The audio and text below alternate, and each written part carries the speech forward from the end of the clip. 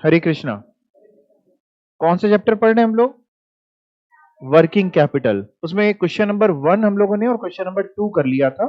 बाकी एक दो क्वेश्चन मैंने आपको होमवर्क में दिए थे। क्वेश्चन नंबर 3 में पहले तो ये बताओ, कोई डाउट है? एक तो ये पॉइंट बता देता हूं मैं कि a cash balance equivalent to 1/3 of the average of other working capital requirement is kept for contingencies. इसका क्या मतलब भी बताता हूं। इसके अलावा इस क्वेश्चन में कोई डाउट? डब्ल्यूआईपी में, ठीक है, डब्ल्यूआईपी की क्या वैल्यू नहीं आ रही बेटा?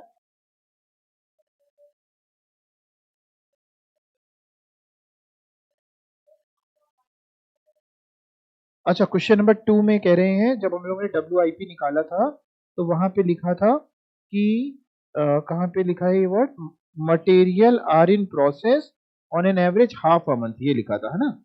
और इसमें ऐसा कुछ भी नहीं लिखा है। लिखा मैं दिखाता हूँ आपको।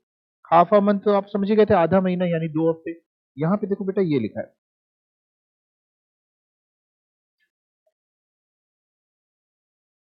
From the following information prepare this and production quantities coincide with this, customers are given 36 days 15। हाँ ये बेटा, ये लाइन पढ़ो।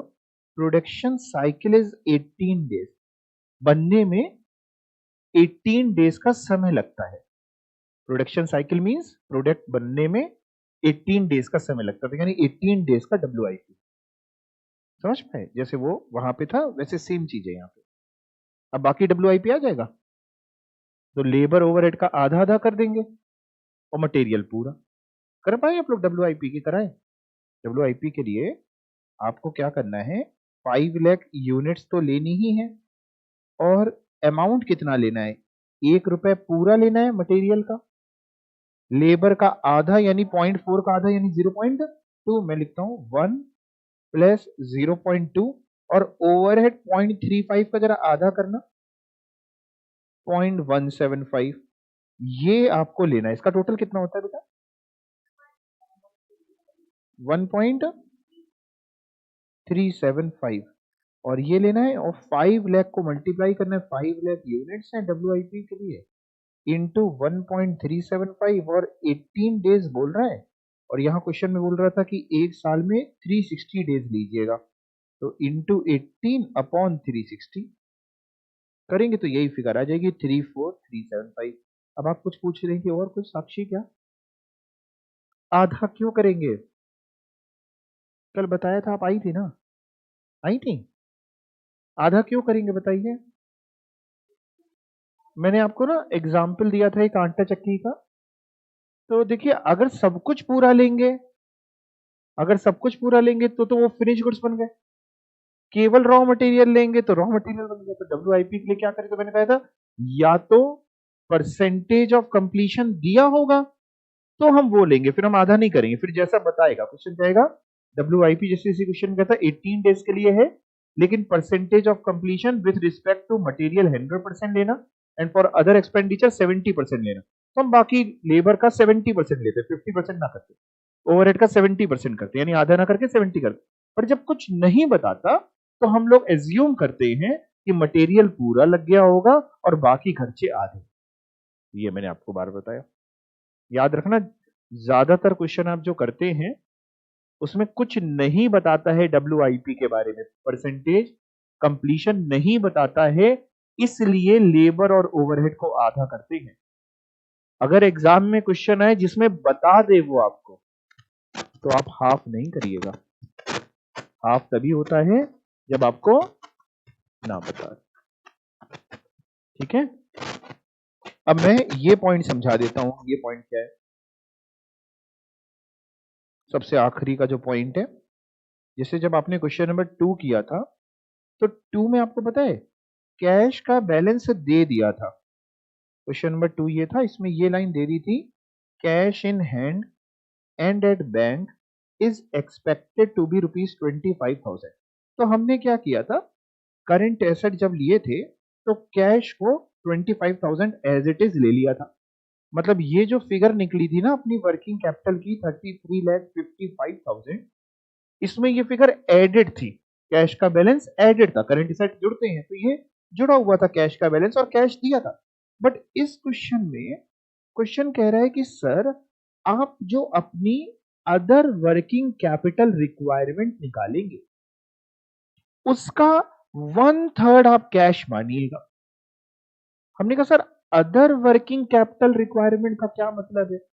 कह रहा वैसे तो वर्किंग कैपिटल रिक्वायरमेंट जो निकलती है वो current asset minus current liability करके निकलती है, बट अभी आपको कैश पता नहीं है, तो कैश छोड़ के बाकी आपकी अदर वर्किंग कैपिटल कितनी, यानी जो जो करंट एसेट पता है वो सारे माइनस जो जो करंट लायबिलिटी आपको पता है, इससे आपकी वर्किंग कैपिटल आ जाएगी एक्सक्लूडिंग कैश, बिना कैश जुड़ी हुई। उसका 1/3 कैश है, उसका 1/3 निकाल के उसमें जोड़ दीजिएगा। तो फिर से एक बार लाइन को पढ़ते हैं, a cash balance equivalent to 1/3 of average of other working capital requirement is kept for contingencies. यानी अदर वर्किंग कैपिटल रिक्वायरमेंट का मतलब सिंपल ये है कि कैश को छोड़ के बाकी सब कुछ जैसे करते हो कर लो, तो आपकी जो वर्किंग कैपिटल आएगी एक्सक्लूडिंग कैश, उसका 1/3 आपका कैश है। तो I think stock of raw material आप कर लोगे या कर लिया है आपने, WIP, फिनिश गुड्स, डेटर, ये पार्ट हो गए थे आपके। तो टोटल आपका करंट एसेट आया एक्सक्लूडिंग कैश, अभी कैश इसमें नहीं जुड़ा है। फिर आपकी करंट लायबिलिटी में क्रेडिटर्स की बात कर ली, एक ही थी, इसको इससे माइनस किया तो ये आई other working capital requirement. Other working capital requirement excluding cash आ गई। इसका कितना लेंगे? 1/3 जो है वो कैश है, और वो क्या करके ऐड करें कि लेस करें? ऐड कर दिया। समझ में आया आपको? तो अगर कैश साफ साफ दिया होता कि सर 25,000, 50,000, 1 लाख जो भी दिया होता वो ले ले, नहीं दे रहा तो जैसा बता रहे हैं हम वैसा कर रहे हैं। रट नहीं सकते हम इसको कि ऐसा करा जाता है। क्वेश्चन की जो लैंग्वेज होगी, जो वो चाहता है उसको पढ़ करके उसको कर दे। और डेटर्स के बारे में मैंने आपको बता ही रखा है कि डेटर्स को आप कॉस्ट पे भी वैल्यू कर सकते हो, सेल पे भी कर सकते हो, सेलिंग प्राइस पे भी, जो भी करना उसका एक सुटेबल नोट दे देना। तो यहाँ पे नोट दिया हुआ है, debtors have been taken at total cost of sale. Clear हो गया? उसके बाद मैंने आपको क्वेश्चन नंबर 4 दिया था, और ये जो टॉपिक है ऊपर आपको दिख भी रहा है, प्रोजेक्टेड बैलेंस शीट मेथड, इसमें करते क्या है? जैसे क्वेश्चन 2 और 3 में किया, मोर और लेस तो उतना ही करते हैं, बस हम बैलेंस शीट भी बना लेते हैं। बैलेंस शीट से होता यह है कि हम एसेट की टोटल करते हैं और लायबिलिटी का टोटल करते हैं। बचपन में तो आप करते थे तो बैलेंस शीट का टोटल मैच हो जाता था, बट यहां हम प्रोजेक्टेड बैलेंस शीट बनाएंगे, फोरकास्टेड बैलेंस शीट बनाएंगे, एस्टिमेटेड बैलेंस शीट बनाएंगे, तो हमारा टोटल मैच नहीं होगा। कभी एसेट साइड ज्यादा होगी लायबिलिटी के मुकाबले, या कभी लायबिलिटी ज्यादा होगी। अगर लायबिलिटी साइड का टोटल ज्यादा आ रहा है, मान लो लायबिलिटी साइड का टोटल आ रहा है 10 लाख, एसेट साइड का टोटल आ रहा है 8 लाख, तो एसेट साइड का जो बैलेंसिंग फिगर है 2 लाख, हम उसको कैश मानते हैं। Cash and bank balance balance sheet से बैलेंसिंग फिगर के तौर पे निकलता है। और अगर उल्टा है, एसेट साइड का बैलेंस ज्यादा है, लेट्स से 15 लाख है, लायबिलिटी साइड का 14 लाख है, यानी लायबिलिटी साइड की तरफ एक बच रहा है 1 लाख रुपए, तो वो है बैंक ओवरड्राफ्ट। ओवरड्राफ्ट समझते हैं, नेगेटिव बैलेंस स्वाप पे। अब आप पढ़ के देखिए, बाकी क्वेश्चन वैसा ही होता है, करते ही अलग। Under this method all estimated assets and liabilities are taken in consideration in form of balance sheet excluding cash as it is to be calculated। कह रहे सारे estimated assets liabilities को हम बैलेंस शीट में लेते हैं, लेकिन कैश को नहीं लेते। क्यों? क्योंकि कैश ही तो निकालना पड़ता है। The balance of liabilities over asset will be cash, यानी अगर लाइबिलिटी साइड ज्यादा है, एसेट साइड कम है, तो जो बैलेंस आएगा वो एसेट साइड में लिखा जाएगा और वो कैश होगा, पॉजिटिव बैलेंस होगा। Whereas balance of asset over liability उल्टा होगा तो बैंक ओवरड्राफ्ट। तो क्वेश्चन वैसे आप लोग ने किया है क्या ये? ठीक है, इसमें नहीं, ठीक है, करा देते हैं फिर। On 1 January 2006 the board of directors of little more and company desired to know amount of working capital that will be required to meet the program they have planned for the year। 1 जनवरी 2006 की बात है। Board of directors हैं, ये company है little more and company, ये जानना चाहते हैं, डिजायर टू नो, क्या? अमाउंट ऑफ वर्किंग कैपिटल जानना चाहते हैं अपने अगले वाले साल के लिए, आने वाले साल के लिए। From the following information prepare करिए an estimate of working capital requirement, जैसा आपको बनाना आता है क्वेश्चन 2 और 3 में। एंड फोरकास्ट करिए of PNL and balance sheet, यानी वो तो बनाइए ही बनाइए और projected balance sheet, projected PNL भी बनाइए। क्या क्या डेटा दिया है सर? इश्यूड शेयर कैपिटल है 2 लाख रुपीस, 8% डिबेंचर है 50,000। ये 8% क्या होता है? इंटरेस्ट, यानी 50,000 का 8% कितना हुआ? 4,000। जब पीएनएल बनाएंगे तो 4,000 का एक डिबेंचर का भी ब्याज जाएगा। समझते हैं? आगे फिक्स्ड एसेट्स दिए हुए हैं एज ऑन 1 जनवरी 1,25,000 रुपीस के। और क्या बता रहे? Production during the previous year, पिछले साल प्रोडक्शन था कितना? 60,000 का। And it is propose to maintain same during 2006, same इस साल भी हम सोच रहे हैं कि सर 60,000 का ही प्रोडक्शन करेंगे। अच्छी बात है। The expected ratio of cost of selling price are as follow. कह रहे सर हम आपको एक्सपेक्टेड रेशियो दे रहे हैं कॉस्ट का सेलिंग प्राइस से, मतलब रॉ मटेरियल 60% है, डायरेक्ट वेजेस 10% एंड ओवरहेड है 20%। कहने का मतलब क्या है? अगर आप 6th पॉइंट देखें ये वाला, तो सेलिंग प्राइस दिया है 5 रुपीज पर यूनिट। अब जैसे क्वेश्चन 2 और 3 में आपको बता रहा था कि रॉ मटेरियल इतने रुपए पर यूनिट है, यहां पे ऐसे नहीं बता रहे, यहां कह रहे हैं रॉ मटेरियल जो है वो सेलिंग प्राइस का 60% है। मतलब अगर सेलिंग प्राइस 5 है तो रॉ मटेरियल कितने रुपए का? 3 रुपए का रॉ मटेरियल है। मैं लिख देता हूं आपके लिए, ठीक है, छोटा छोटा। 3 रुपए का रॉ मटेरियल है। वेजेस सेलिंग प्राइस की 10% है, दैट मीन्स 0.5 की वेजेस है। एंड ओवरहेड 20% है, मतलब 1 रुपीज का 5 का 20%। ठीक है जी। आगे क्या है sir? Following information are available. क्या क्या? Raw material are expected to remain in stores for an average of 2 months before issue to production, यानी स्टॉक ऑफ रॉ मटेरियल जो है वो 2 महीने का है।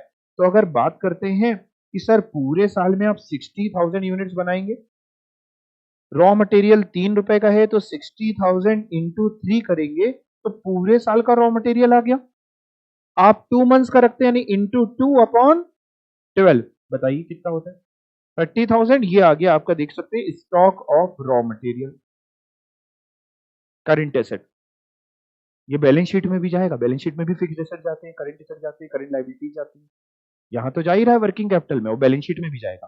बैलेंस शीट में करंट एसेट जाते हैं, यस और नो? ठीक है। और क्या दिया है? अभी बैलेंस शीट बाद में बात कर लेंगे। और क्या दिया है sir? Each unit of production is expected to be in process for 1 month। बनने में 1 महीना लगता है, मतलब ये क्या चीज है? वर्क इन प्रोग्रेस है। Very good. तो भैया 60,000 को मल्टीप्लाई सर किससे करें? क्या मल्टीप्लाई हम ये 3 प्लस 0.5 प्लस 1 यानी 4.5 से कर दें? नहीं, WIP में तो आधा करते हैं, तो 0.5 का आधा 0.25 और 1 का आधा 0.5, कितना बनता है? 3 भी जोड़ना साथ में, 3.75। ओके, मटेरियल पूरा लिया है, बाकी खर्चे आधे आधे दिए हैं, तो 3.75 बच्चे बता रहे हैं इनटू सर 1 मंथ है, यानी 1/12। एक बार देख लो, चेक कर लो, 18750 आना चाहिए, चेक कर लो। तो मोर और लेस इतना पार्ट वैसे ही है जैसा कि क्वेश्चन 2 और 3 में था। पीएनएल और बैलेंस शीट और आएगा, वो भी समझा दूंगा, पहले इतना कर लेते हैं। आ रहे हैं 18,750, 18,750। ऑनलाइन वाले बच्चों आ रहा है बेटा? चलो आगे देखते हैं। Finish goods will stay in the warehouse awaiting dispatch to customer for approximately 3 months। तो फिनिश गुड्स तो बहुत आराम से आप निकाल लेते हैं, कैसे? 60,000 यूनिट्स इनटू कितने पे फिनिश गुड्स को वैल्यू करते हैं? 4.5, यानी मटेरियल पूरा, लेबर पूरा, ओवरहेड पूरा पूरा, तो 3 प्लस 0.5 प्लस 1 यानी 4.5 रुपए। और सर कितने महीने? 3 महीने बोल रहा है सर, तो 3/12 करो जरा। ये आ गया 67,500, फिनिश गुड्स की वैल्यू आ गई। कोई दिक्कत किसी को? नहीं। और क्या बोल रहे हैं sir? Credit allowed by creditor is 2 months from the date of delivery of raw material. तो क्रेडिटर का 2 months है, क्रेडिटर के लिए क्या करें? 60,000 इंटू 3, रॉ मटेरियल पे निकलता है केवल ना। और सर कितने महीने हम बता रहे हैं? 2 महीने, तो इंटू 2/12, ये क्रेडिटर यानी करंट लायबिलिटी आएगी। आप जब प्रेजेंटेशन करते हैं तो पहले सारे करंट एसेट दिखाते हैं, फिर लाइन से करंट लायबिलिटी दिखाते हैं ना, कि जैसे जैसे क्वेश्चन में लिखा है करंट एसेट फिर बीच में करंट लायबिलिटी, ऐसे नहीं करना, जैसे हमने दी प्रेजेंटेशन ऐसे ही करना है, ठीक ना। तो ये 30,000 रुपए का हमारा क्रेडिटर आता है। आगे क्या बोल रहे हैं, 5th point, credit given to debtor is 3 months from the date of dispatch. कह रहे सर हम जो डेटर्स को क्रेडिट देते हैं वो 3 महीने का देते हैं। अब एक बात जरा समझना पहले, यहाँ पे डेटर्स मैंने आपको सिखा रखा है कि आप कॉस्ट पे भी निकाल सकते हैं और सेलिंग प्राइस पे भी निकाल सकते हैं, आपकी जो मर्जी है आप करके एक नोट दे सकते हैं। लेकिन जब क्वेश्चन में बैलेंस शीट बनाने को आती है, जैसे इसमें बनानी है, तो बैलेंस शीट में जो डेटर्स जाते हैं करेंट एसेट में, वो सेलिंग प्राइस पे ही जाते हैं। कभी भी बैलेंस शीट में जो डेटर जाएंगे उसको हम कॉस्ट पे नहीं लेके जाएंगे। बैलेंस शीट में वर्किंग कैपिटल रिक्वायरमेंट निकालते समय नहीं बोल रहा हूं, बैलेंस शीट में जो हम डेटर लिखेंगे करंट एसेट में, वो सेल पे लिखेंगे क्योंकि उससे इतना पैसा हमें लेना है। बात आती है वर्किंग कैपिटल रिक्वायरमेंट निकालते समय, हम कुछ भी कर सकते हैं, हम सेलिंग प्राइस पे भी ले सकते हैं और हम कॉस्ट पे भी ले सकते हैं।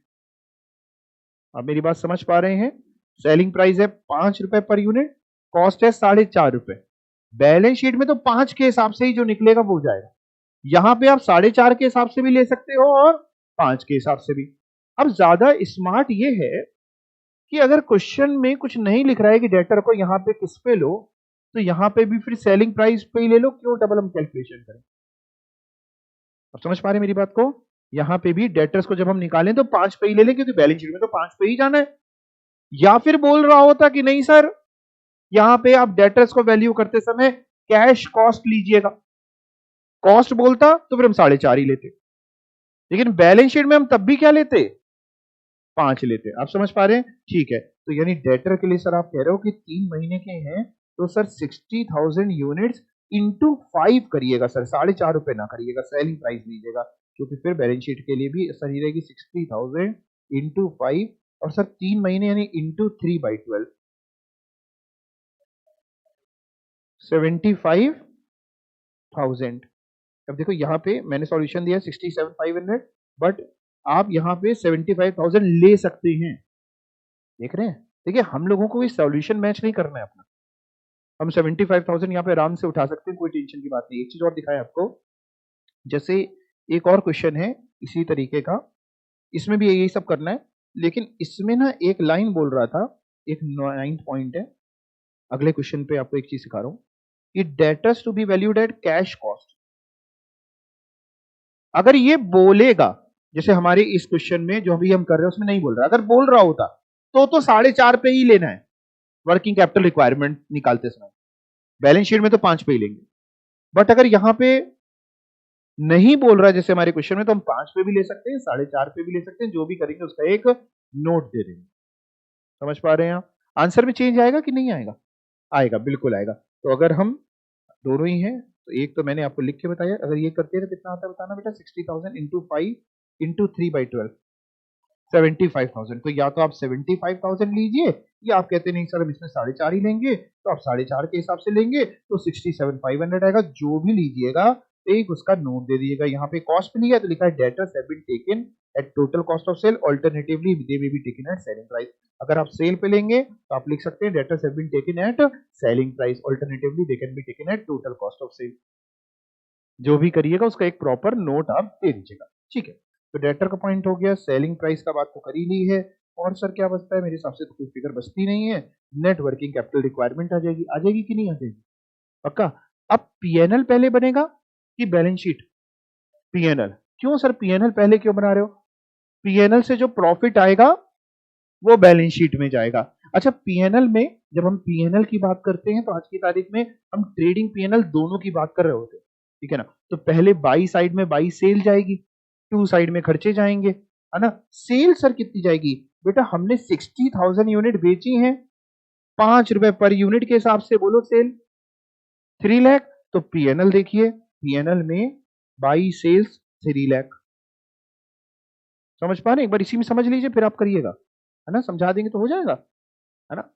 इसके अलावा सर खर्चे, मटेरियल का खर्चा बेटा 60,000 यूनिट बनाओगे, हर एक यूनिट में 3 रुपए का मटेरियल का खर्चा आपने बताया था, तो 60,000 इंटू 3 बताओ, 1,80,000। ये मैं लिखता भी जा रहा हूँ यहाँ पे आपके लिए, सेल आई है 60,000 इंटू 5 करके, मटेरियल का खर्चा 60,000 इंटू 3, लेबर 60,000 इंटू कितनी दिए देख के बताओ, 0.5, ओवरहेड 60,000 इंटू कितना दिया, 1, इतना करके हमारा जीपी आ जाएगा, ग्रॉस प्रॉफिट।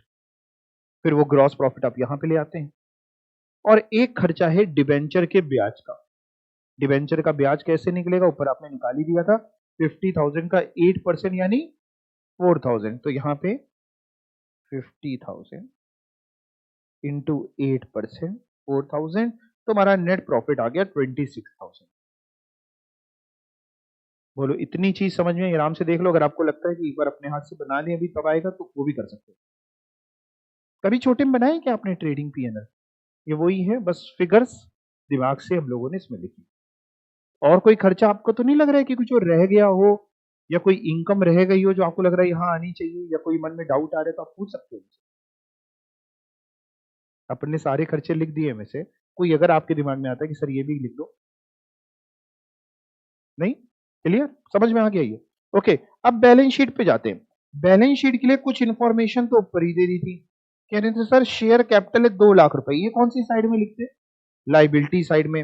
और आते हैं लाइबिलिटी साइड में, तो शेयर कैपिटल 2 लाख। सर और क्या दिया था ऊपर, चलो वापस बेटा, और प्रॉफिट आएगा ही शेयर कैपिटल नीचे, लेकिन दिया क्या क्या पहले इसकी बात कर लेते हैं। 8% डिबेंचर 50,000 दिए, ये कौन सी साइड में आते हैं? लाइबिलिटी साइड में। तो कहाँ गई ये 50,000, इसको 8% कर लेना यहाँ पे काट के, ठीक है? 8% डिबेंचर 50,000। और क्या सर ऊपर दिया, और देख लेते हैं बेटा। फिक्स एसेट दिए हुए हैं 1,25,000, ये कौन सी साइड जाते हैं? एसेट साइड में जाते हैं। Fix asset 1,25,000। इसके अलावा आपने पीएनएल बनाया है, पीएनएल से प्रॉफिट निकाला है, कितना प्रॉफिट निकाला है? 26,000 का। वो कैपिटल के साथ ऐड करके दिखा सकते हो, या फिर ऐसे भी दिखा सकते हो, आपकी अपनी मर्जी। इतना समझ पा रहे हैं आप? बाकी आपने ये जो बनाया, अब इसका काम आने वाला है। आपने ये जो करंट एसेट्स निकाले हैं, ये करंट एसेट्स बैलेंस शीट की एसेट साइड में जाएंगे, करंट लायबिलिटी बैलेंस शीट की लायबिलिटी साइड में जाएगी। बस एसेट ले जाते समय डेटर्स का विशेष ध्यान देना कि बैलेंस शीट में जब डेटर्स जाएंगे, तो जैसे इसमें लिखा है ना 67,500, उस वो नहीं जाएंगे, 75,000 जाएंगे, सेलिंग प्राइस पे ही जाते हैं बैलेंस शीट पे। बाकी चीजें तो हैं। तो stock of raw material 30,000, current asset में अगर आप देखें कहाँ गए ये 30,000, 18750, इसको ऐसे कर देते हैं ना, 18750 WIP का स्टॉक यहाँ आ गया। 67,500 ऊपर आपको दिख रहा है फिनिश गुड्स का, वो भी आ गया। लेकिन डेटर 67,500 ना लेके यहाँ पे आप देख सकते हैं 75,000 लिए, टोटल किया जो भी आया मतलब। इधर आते हैं लाइबिलिटी साइड में, आपने एक क्रेडिटर निकाला था, एक ही लाइबिलिटी थी। अगर और भी लाइबिलिटी होती है, जैसे आउटस्टैंडिंग वेजेस नहीं था एक क्वेश्चन में, lag in payment of wages, lag in payment of outstanding, तो वो भी करंट लाइबिलिटी में जाता। यहाँ एक ही था तो 30,000 हमने लिख दिया। अब इसके बाद सुनिए क्या किया गया, डायरेक्टली टोटल करके मैंने बाहर नहीं लिखा है, ऐसे नहीं किया कि डायरेक्टली टोटल करके लिखे। पहले मैंने रफ में टोटल किया कि कौन सी साइड का टोटल ज्यादा आ रहा है, जिसका ज्यादा आ रहा था वो दोनों तरफ लिखा, और बैलेंसिंग फिगर चेक करी कि कौन सी ज्यादा है। आप समझ पा रहे हैं? तो मैंने जब चेक किया तो मेरे को पता चला एसेट साइड का टोटल ज्यादा आ रहा है, तो डिफरेंस मैंने लायबिलिटी साइड में लिख दिया एज अ बैंक ओवरड्राफ्ट। तो ये मैंने बोल्ड भी कर रखा है, और ब्रैकेट में बैलेंसिंग फिगर। आप बोल्ड तो नहीं कर पाएंगे, लेकिन ब्रैकेट में वहां बैलेंसिंग फिगर आप लिखाएंगे। समझ पा रहे हैं? तो इजी है, बहुत इजी है। बस 2-4 बार अगर आप अपने हाथों से कर लेंगे उसको तो हो जाएगा। क्लियर? अगर समझ में आ गया हो तो क्वेश्चन 5 अभी करके बताओ, मैं पढ़ा देता हूं। क्वेश्चन 5 सेम है, और एग्जाम का आप देख सकते हो, मैंने ब्रैकेट में लिख भी रखा है कौन से एग्जाम में आया हुआ है। दिसंबर 2023 के एग्जाम में आया हुआ क्वेश्चन है। मैं एक बार रीड कर लेता हूं पूरा पूरा, फिर आप बताना आप अभी कर पाओगे क्या। पढ़े question 5। XYZ limited is a company. कुछ पूछना है क्या 4 वाले में? किसी को कुछ पूछना है 4 वाले में? नहीं ना? पढ़े। Okay. XYZ limited is a company manufacturing standardize chandeliers. Chandeliers क्या होते हैं? झूमर। ठीक है, आजकल इसका भी बड़ा जमाना है ना, लोग घरों में लाखों करोड़ों खर्चा कर देते हैं सुंदर दिखाने के लिए कि कोई आए और तारीफ करे। अच्छा, उसमें भी दिक्कत वहां है जब कोई मेहमान है और तारीफ ना करे, तो हम कहते हैं ये देखो ये यहाँ से ली थी हमने। अच्छा अच्छा, अरे अच्छा अच्छा नहीं बोलो, अच्छी है। तो ये कंपनी है, ये शैंडलियर्स बनाती है। The segment they deal in is more और लेस ओलिगोप्लास्टिक काइंड ऑफ मार्केट। ओलिगोप्लास्टिक मतलब मोनोपोली तो सुनी थी, ये क्या होता है? ओलिगोप्लास्टिक मतलब है कि कुछ ही लोग हैं जो इस सेगमेंट में डील करते हैं, बहुत ज्यादा कंपटीशन नहीं, लेकिन कुछ ही लोग हैं। ठीक है, demand of their product had been wavering in past. Past में देखा जा रहा है कि उनके प्रोडक्ट की डिमांड कम होती जा रही है। इंस्टीट्यूट समझिए, आज की तारीख में इंस्टीट्यूट करता क्या है, क्वेश्चन देने से पहले कहानी देता है। आधा से ज्यादा बच्चा कहानी देख करके ही हाथ पैर फूल जाते हैं उसके, क्योंकि इस कहानी का कोई लेना देना होता ही नहीं है। बट ऐसा नहीं कि आप कहानी पढ़े ही ना, हो सकता है कहीं भी लेना देना हो भी जाए। ठीक है, कह रहे सर उसकी डिमांड वेवरिंग होती जा रही है, वेवरिंग इन पास, कम होती जा रही है, but owing to increasing economic level of middle class in India. अब मिडिल क्लास का भी इकोनॉमिक लेवल धीमे धीमे क्या हो रहा है, बढ़ रहा है। वो भी थोड़ा थोड़ा क्या हो रहा है, पैसे वाला हो रहा है। नहीं भी हो रहा है तो क्रेडिट कार्ड से खरीद लेता है, स्टेटस दिखा के चलता है, भले ही घर में चवन्नी ना हो। But owing to increasing economic level of middle class, the board of director is confident of brighter days in future. कि भविष्य में मोदी जी की तरह कहते हैं अच्छे दिन आएंगे। On 1 April 2023, board of directors of the company is desirous of knowing the amount of working capital. भाई अभी से यही निकलवा सकता है इस चैप्टर में, और क्या निकलवाएगा? तो कह रहे बोर्ड ऑफ डायरेक्टर चाहते हैं कि कितना वर्किंग कैपिटल है that will be required to meet the plan level of operation during 23-24। Following details have been provided. तो अगर ये यहां से ना दिए गए, यहीं से शुरू भी कर देता ऑन 1 अप्रैल 2023, तो भी कोई फर्क पड़ता नहीं। बट वो जानबूझ के कहानी थोड़ी बनाता है कि कुछ बच्चे जो सिर्फ रट्टू तोता है वो पहले ही किनारे हो जाए। ओके, हाँ, रट्टू तोता बच्चा कहेगा नहीं भाई हमसे ना होगा, पता नहीं कहाँ पूछ लेगा। इश्योर्ड शेयर कैपिटल है 2 करोड़, और ये परसेंटेज लिख लेना, यहाँ पे 10% लिख लेना, क्वेश्चन में दिया है। 10% डिबेंचर है 50 लाख के, फिक्स्ड एसेट है 1.25 करोड़। एज इट इज आप देख पा रहे हैं सेम तरीके से क्वेश्चन चल रहा है जो क्वेश्चन 4 था। ठीक है, production and sale during the year 23-24 is expected to average out 500 units per month. कह रहा हम प्रोडक्शन और सेल जो करने की सोच रहे हैं 500 यूनिट, सालाना नहीं है, एनुअली नहीं है, ईयरली नहीं है, पर मंथ है। दैट मींस एनुअली कितनी होगी, 6000 यूनिट्स पर एनम हम बेचते हैं। तो ये सब पे ध्यान दे के एग्जाम पे चलना। अभी तक हम लोग जो क्वेश्चन करते हैं उसमें एनुअली दिया था, या एनुअली निकाल लिया। ऐसा नहीं कि आप 500 को एनुअली मान लेंगे तो सब गलत हो जाएगा, है ना। During the previous year the ratio of cost of selling price which are also to be likely, ये रेशियो कर देते इसको, which are also likely to be maintained in the current year as well। क्या? Raw material 60%, wages 10%, overhead 20%। Same तरीके से question 4 में था। और यहाँ सेलिंग प्राइस अगर ढूंढने कहीं दिख रहा है क्या आपको? सेलिंग प्राइस 7th पॉइंट में लिखा है 5000। दैट मीन्स 5000 का 60% है रॉ मटेरियल की कॉस्ट, कितनी होती है? 3000। 10% वेजेस है, 5000 के 10% निकालो 500, और 5000 का 20% 1000 पर यूनिट पे ओवरहेड लगते हैं। Following additional information has been provided in this regard. Raw material and component are expected to remain in store for an average of 2 months before being issued to assembly and production. यानी stock of raw material 2 महीने का दे दिया कुल मिला के। Each unit of product is expected to be in process for 15 days. ये क्या है? ये कौन सा डेटा है? Work in progress. Finished goods stay in warehouse on an average of 1 month before being dispatches to customer। finished goods 1 महीने का है। Supplier of raw material component extend an average credit of 1.5 month। creditor है 1.5 महीने के। 80% sales are credit, यानी 20% cash में होती है। तो जो डेटर निकलेंगे वो क्रेडिट सेल के निकलेंगे। मतलब अगर आप 6000 यूनिट बेचते हैं तो 6000 यूनिट का 80% 4800 ही क्रेडिट सेल है। तो 4800 यूनिट्स उठाइएगा डेटर निकालने के लिए, ना कि पूरी 6000। ठीक है, 80% सेल आर क्रेडिट एंड दो credit extended to customer is 2 months। Average collection period is 75 days. अब मजेदार लाइन लिखी है क्योंकि यहाँ बच्चा कंफ्यूज होगा एग्जाम में कि करें क्या। कह रहे सर हम 80% माल उधार बेचते हैं, ये लाइन तो समझ में आ गई थी ना। ये क्या लिखा है ये आप लोग समझा दो। यहां मैं फिर से पढ़ रहा हूं। दो credit extended to customer is 2 months, average collection credit collection period is 75 days. तो फिर ये 2 months क्या है? मतलब हमको साफ साफ बताओ 2 months और 75 डेज में अंतर क्या है फिर? हाँ अच्छा, बिल्कुल इन्होंने ठीक बोला। हम जो टाइम देते हैं वो 2 महीने का देते हैं, बट कस्टमर ढीठ है। ऑन एन एवरेज वो 75 दिन में पेमेंट करते हैं, ऐसा देखा जाता है। अब समझ पा रहे हैं? हम टाइम देते हैं कि भैया 2 महीने में पेमेंट कर देना, but on an average 75 days payment करते हैं। अब सवाल ये खड़ा होता है कि जब हम डेटर की वैल्यू निकालेंगे तो 2 महीने का पीरियड उठाएं कि 75 डेज का?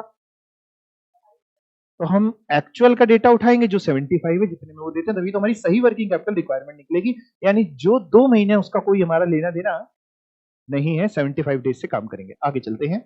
On an average overheads of 2 week remaining outstanding. Outstanding overhead आप निकाल लेंगे, करंट लायबिलिटी का पार्ट है। सेलिंग प्राइस 5000 यूनिट है।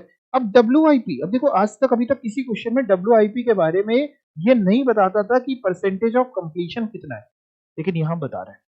वर्क इन प्रोग्रेस में क्या कॉस्ट इन्वॉल्व है sir? 100% raw material, 50% labour and overhead. मतलब जब आप डब्ल्यूआईपी निकालिएगा तो रॉ मटेरियल 3000 है तो 3000 पर यूनिट लीजिएगा, बाकी खर्चे आधे आधे, यानी 500 की वेजेस है तो 250, ओवरहेड 1000 की है तो 500। अगर ये लाइन ना लिखी होती तो भी यही करते, कुछ और बताता तो अलग हो जाता। मतलब अगर यहां पे वो लिख देता, मैं लिख रहा हूं आप मत लिखना, यहां पे वो 50 की जगह मान लो 60% लिख देता और बाकी यही, तो 100% रॉ मटेरियल, यानी रॉ मटेरियल वही 3000 का लेते। 60% मतलब 500 का 60% 300 ये लेते, ओवरहेड 1000 का 60% यानी 600 ये लेते। फिर जो टोटल आता वो पर यूनिट डब्ल्यूआईपी कॉस्ट होती। तो मैं बार बार बोल रहा हूं कि ये रॉ मटेरियल पूरा, बाकी खर्चे आधे तभी लेते हैं जब क्वेश्चन में कोई इंफॉर्मेशन ना गिवन हो। अगर क्वेश्चन में कुछ और गिवन है आपको तो फिर आप वो डेटा उठाएंगे, मेरी बात नहीं सुनेंगे, ठीक है? वैसे भी आप मेरी बात कहीं सुनते हैं। आगे, sundry debtors to be valued at cash cost, entire overhead cost is assume to be cash cost. पहले तो इस लाइन का मतलब क्या है sir? Sundry debtor to be valued at cash cost मतलब जब आप वर्किंग कैपिटल की रिक्वायरमेंट निकालेंगे ये, तो यहां पे जब आप डेटर उठाएंगे तो कॉस्ट पे उठाएंगे, सेलिंग प्राइस पे नहीं लेंगे। सर क्या ऐसे में भी हमें एजम्पशन या वो नोट डाल के आना पड़ेगा? नहीं बेटा नहीं, जब क्वेश्चन खुद बोल रहा है तो हम नोट नहीं डालेंगे।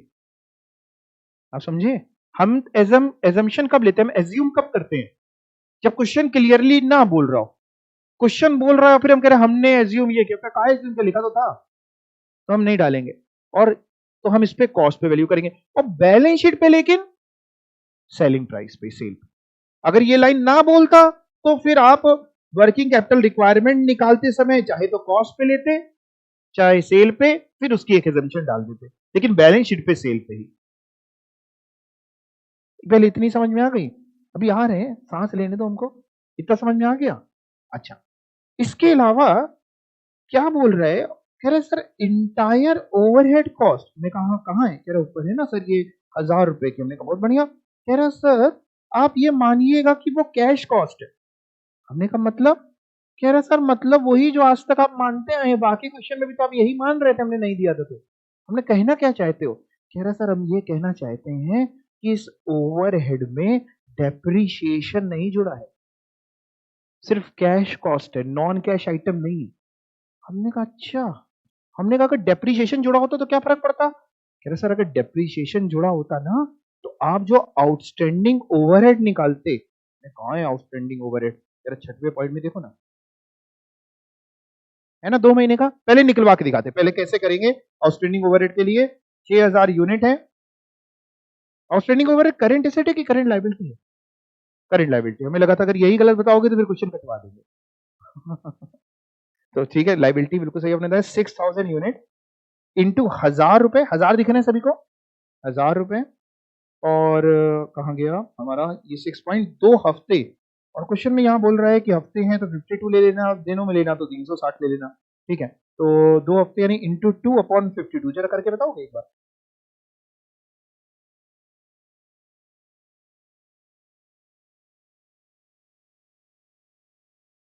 2,30,769 पॉइंट को हटा के राउंड ऑफ करके यही आता है, चेक कर लो। 230,769। लाखों में बातें हो रही तो डेसिमल आप इग्नोर कर सकते हो, बहुत मन करे आपका, बहुत महीन से काम करना हो आपको। हम लोग ऐसे अकाउंटेंट होते बहुत महीन अकाउंटेंट है, इतना भी महीन काम नहीं करना चाहिए। महीन काम समझते हैं, जहां लाखों की बातें हो रही डेसिमल ना भी लगाओ तो चलेगा, बट लेकिन आपको मन है तो आप लगा सकते हैं। तो 230,769 ये समझ गए। अब बात सुनिएगा, आउटस्टैंडिंग मतलब क्या चीज होती है, आउटस्टैंडिंग का मतलब क्या है हिंदी में। हमें इतना अभी पैसा देना है, हमारी लाइबिलिटी है। अगर क्वेश्चन कहता सर इस 1,000 रुपए में 100 रुपए का डेप्रीशिएशन है, इस 1,000 में, अगर कहता, कह नहीं रहा है, मैं आपको समझाने की कोशिश कर रहा हूं, इस 1,000 में 100 का डेप्रीशिएशन है, तो यानी इस 1,000 में 900 ही केवल कैश कॉस्ट है, 100 रुपए नॉन कैश एक्सपेंडिचर है। नॉन कैश समझते हैं, डेप्रीशिएशन किसी को पे थोड़ी ना करके आते। डेप्रीशिएशन क्या चीज होती है भाई, मशीन खरीदी, उस पे वियर एंड टियर, उसको जो यूज कर रहे हैं, है ना, उसकी वजह से डेप्रीशिएशन आता है। नॉन कैश आइटम है, किसी को पे तो करना नहीं होता। तो अगर डेप्रीशिएशन मान लो इसमें 1,000 में 100 होता, अगर होता, तो हम यहां पे जब निकालते तो 6,000 यूनिट इंटू 1,000 ना करके 900 करते। आउटस्टैंडिंग ओवरहेड के लिए हम केवल कैश आइटम उठाते, क्योंकि नॉन कैश आइटम किसी को पे तो करना नहीं, तो आउटस्टैंडिंग की कैसी बात है। तो कह रहे सर इसलिए बोल दिया, इसने क्लियर कर दिया, ज्यादा क्लियर कर दिया। कह रहा सर जो ओवरहेड है ये पूरे कैश कॉस्ट है, यानी इसमें डेप्रिसिएशन नहीं हो, तो नहीं है तो हमारे लिए अच्छी बात है। हमें ऐसा नहीं कि हमें डेप्रिसिएशन निकालना है, नहीं नहीं नहीं, हमको तो क्लियर कर रहा है कि आउटस्टैंडिंग ओवरहेड के लिए पूरा ले सकते हैं। अगर ये क्लियर ना किया होता इसने तो हम क्या करते, तो भी हम यही मानते कि भैया ये पूरी कैश कॉस्ट है। अनलेस एंड अनटिल आप हमको क्लियरली मेंशन करें कि सर इसमें डेप्रिसिएशन इतना है, हम अपने मन से कूदेंगे नहीं। हम नहीं कूद जाएंगे कि भैया नहीं हम तो मान रहे हैं कि इसमें डेप्रिसिएशन भी होगा, नहीं, अपने मन से हम कभी अपने पैरों पर कुल्हाड़ी नहीं मारते। समझ रहे हैं बात को। तो अभी बाकी क्वेश्चन में तो नहीं बोल रहा था, जैसे आपको और आउटस्टैंडिंग आपने निकाला था, टू में निकाला था, किसमें निकाला था, हाँ, lack in payment of overhead. देखो ना क्वेश्चन टू में, देखो ना क्वेश्चन टू में ओवरहेड 60 रुपीज के थे per unit. Question two overhead 60 rupees के थे पर यूनिट, और क्वेश्चन की वाली लाइन थी, ये जो थर्ड वाला पैरा है उसकी थर्ड लाइन में लिखा है ना, lag in payment of overhead expenses 1 month. मिला आउटस्टैंडिंग ओवरहेड, तो आपने बड़े आराम से निकाला था। आपने क्या किया था ओवरहेड के लिए, 1,04,000 यूनिट इंटू 60, और 1 मंथ का मतलब वहां 4 महीने था, तो इंटू 4/52 करा था। क्वेश्चन ने कहीं नहीं बताया था कि ये ओवरहेड कैश कॉस्ट है कि डेप्रीशिएशन है, क्या है। हम लोग अपने मन से कुछ नहीं कूदे, हमने क्या माना इसको, कैश को। तो डेप्रीशिएशन कभी दिया हो तो सिर्फ करना क्या है, क्या करना होगा, आउटस्टैंडिंग निकालते समय हटाना है, बाकी कहीं नहीं हटाना है।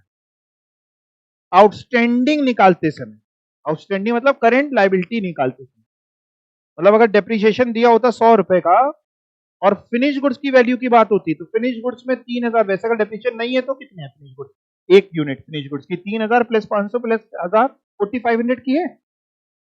अगर डेप्रीशिएशन नहीं है तो फिनिश गुड्स को आप किस पे वैल्यू करते हो, 4,500। आपको समझा रहे हैं ना, पूरा मटेरियल, पूरा लेबर, पूरा ओवरहेड। और अगर डेप्रीशिएशन दिया होता मान लो 100 रुपए का, तो भी आप 4,500 ही लेते फिनिश गुड्स के लिए, 4,400 नहीं लेते, क्योंकि फिनिश गुड्स में तो वो खर्चा भी आया है। आउटस्टैंडिंग के लिए केवल डेप्रीशिएशन हटाते हैं, फिनिश गुड्स के लिए कभी नहीं हटाते। ये मैं आपको एक्स्ट्रा ज्ञान दे रहा हूं, इस क्वेश्चन में जरूरत है। वो तो पीएनएल में जाएगा, पीएनएल में जाएगा, सब जगह जाएगा, बस आउटस्टैंडिंग के लिए करंट लायबिलिटी में जो ओ फॉर आउटस्टैंडिंग है उसमें हम केवल कैश आइटम उठाते हैं, नॉन कैश नहीं उठाते।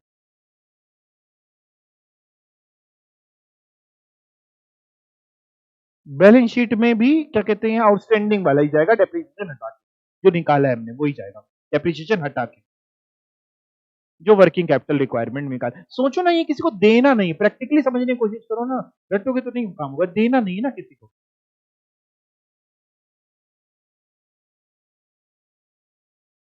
आई बात समझ में? खैर इतनी टेंशन लेने की जरूरत नहीं, जो नहीं है कोई बात नहीं, इस क्वेश्चन में कहाँ ही बोल रहा है ना? तो अगर इस क्वेश्चन में हम इस लाइन को इग्नोर भी कर देता है एक बच्चा एग्जाम में, तो पता नहीं कहा दिया है, तो भी उसका आंसर सही हो जाता है इत्तेफाक से, है ना? हाँ। Okay, 1 year is equal to 360 days, तो जहां दिनों में हो, मान लो अगर कहीं पे बोल रहा है 20 दिन, तो 20/365 मत करना, 360 करना, ठीक है? और हफ्तों में है तो हफ्तों में तो आप जानते ही हैं, और महीनों में भी आप जानते ही हैं। Assume production and sales follow a constant pattern. You are required to prepare estimate of working capital required by the company for the ensuing year at 10%. ये क्या है sir? At 10% of your calculated figure for contingencies. वही cash वाली, मतलब जब आप अपनी other working capital requirement निकाल लीजिएगा, जितने करंट एसेट दिए माइनस करंट लायबिलिटी, उसमें 10% निकाल के जोड़ दीजिएगा। जोड़ेंगे कि माइनस करेंगे? जोड़ देंगे। और प्रिपेयर करना है फोरकास्ट पीएनएल, प्रिपेयर करनी है फोरकास्टेड बैलेंस शीट। अब बताओ, कर पाओगे? करके दिखाओ अभी फिर। करो, तीनों चीजें करो, कहीं अटको तो हमसे पूछ।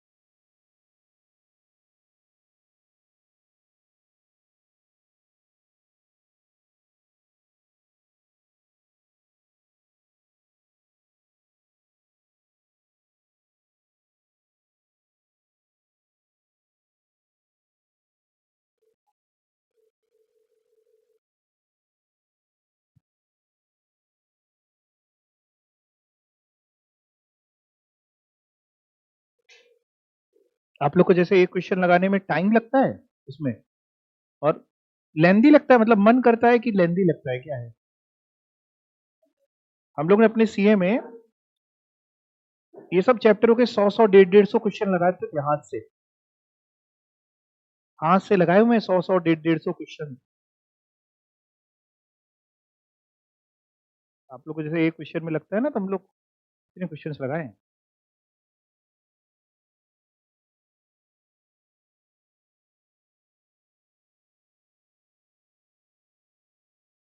मतलब मेरे को पर्सनली बड़ी मजा आती थी क्वेश्चंस करने में। इंटरेस्ट के साथ करिए, बहुत अच्छे क्वेश्चन हैं, है ना? हाँ।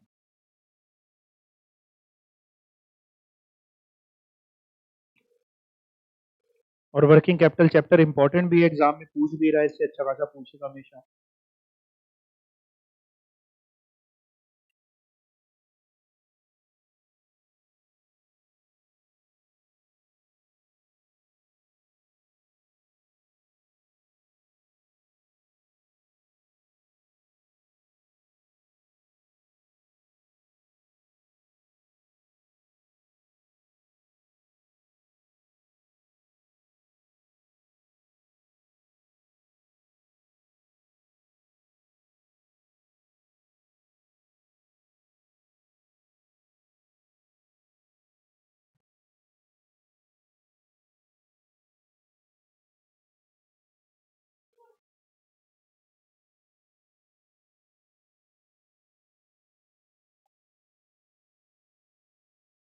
कुछ पूछना हो तो पूछ लीजिएगा।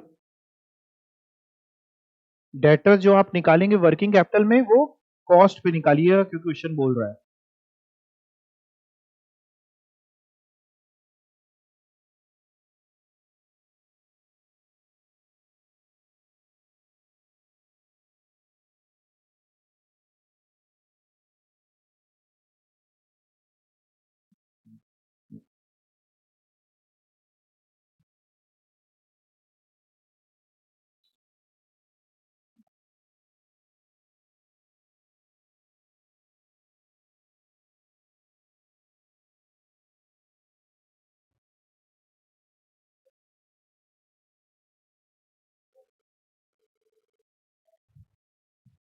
नहीं है, जरूरी नहीं है कि ये डेटा गिवन है। जैसे इनका डाउट है कि जैसे इस क्वेश्चन में दिया है कि 1 year is equal to 360 days या 52 वीक्स, क्या ऐसा हमेशा दिया होगा? ऐसा कुछ जरूरी नहीं है। तो अगर नहीं दिया है तो आप जैसे दिनों में ले रहे हैं तो फिर आप डिवाइड बाई 365 भी कर सकते हैं, डिवाइड बाई 360 भी कर सकते हैं। जो भी करिएगा एक नोट दे दीजिएगा कि हमने 360 डेज ईयर में लिया है। और वीक्स में रहेगा तो डिवाइड बाई 52 ही होता है फिर।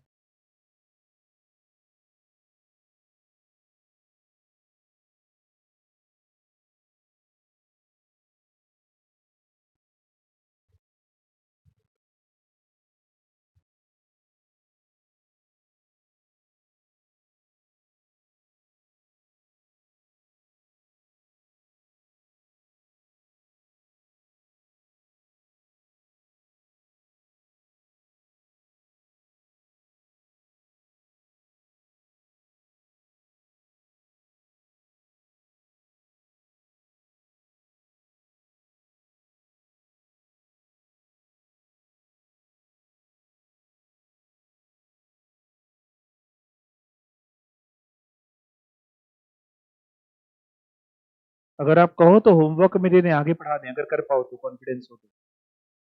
कर पाओगे पक्का? कर लोगे? टाल तो नहीं दोगे इसको? है मतलब नहीं कर पाओगे घर पे? नहीं बाकी नहीं कह रहे, ये क्वेश्चन कह रहे हैं, आगे तो पढ़ाना ही है। ये पर्टिकुलर क्वेश्चन होमवर्क में दे दें, कर पाओगे आप? कॉन्फिडेंस है ना? समझ में आ गया है ना? ठीक है, तो मैं आगे पढ़ाता हूं आपको। अब इसी में जो अगला टॉपिक आ रहा है वो आ रहा है ऑपरेशनल साइकिल मेथड कॉन्सेप्ट। अब ये क्या है? इसी के आगे लिखो also known as working capital cycle. Operational cycle method लिखा है ना, इसी में हेडिंग में ही आगे लिख लो also known as working capital cycle.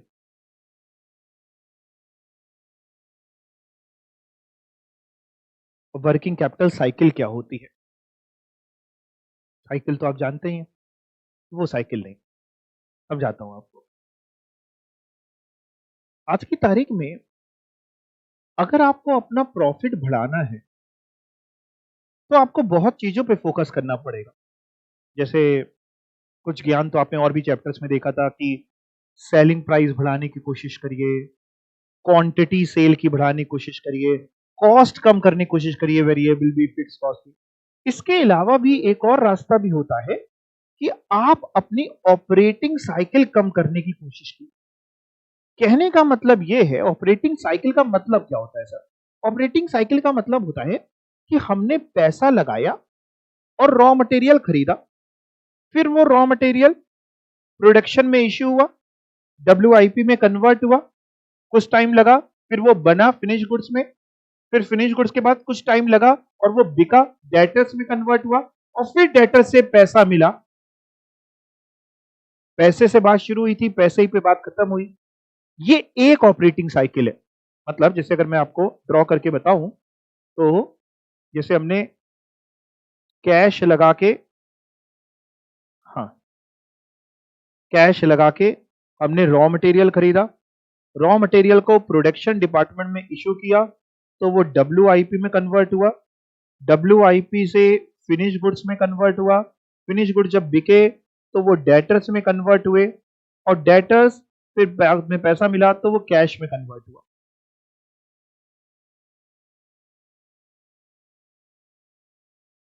कहां से चली थी गाड़ी? फिर से बताता हूं। कैश से शुरू हुए, रॉ मटेरियल में कन्वर्ट हुआ, डब्ल्यूआईपी, फिनिश गुड्स, डेटर, और ये जीवन का चक्र चलता रहेगा। ये है एक ऑपरेटिंग साइकिल।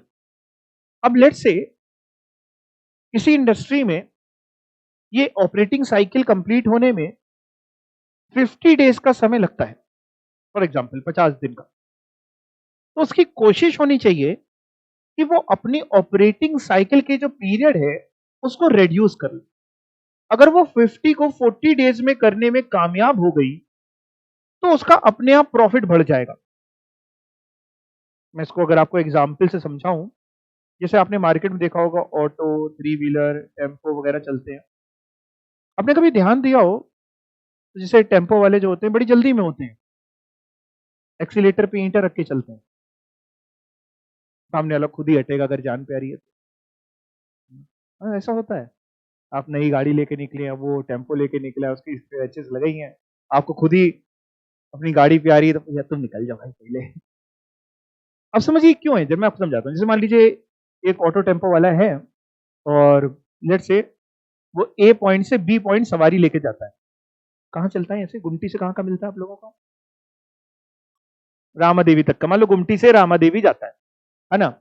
और एक बार में वो नहीं चार चार सवारियां बैठालते हैं, चार चार ही बैठालते हैं ना, बहुत बैठा, पांच पांच बैठाने लग गए। चार ही तो बैठालते हैं ना, आगे पीछे होके, आगे पीछे। और जो आगे होके बैठे वो तो लटका ही रहता है, पैर के सहारे से टिकाए रहता है।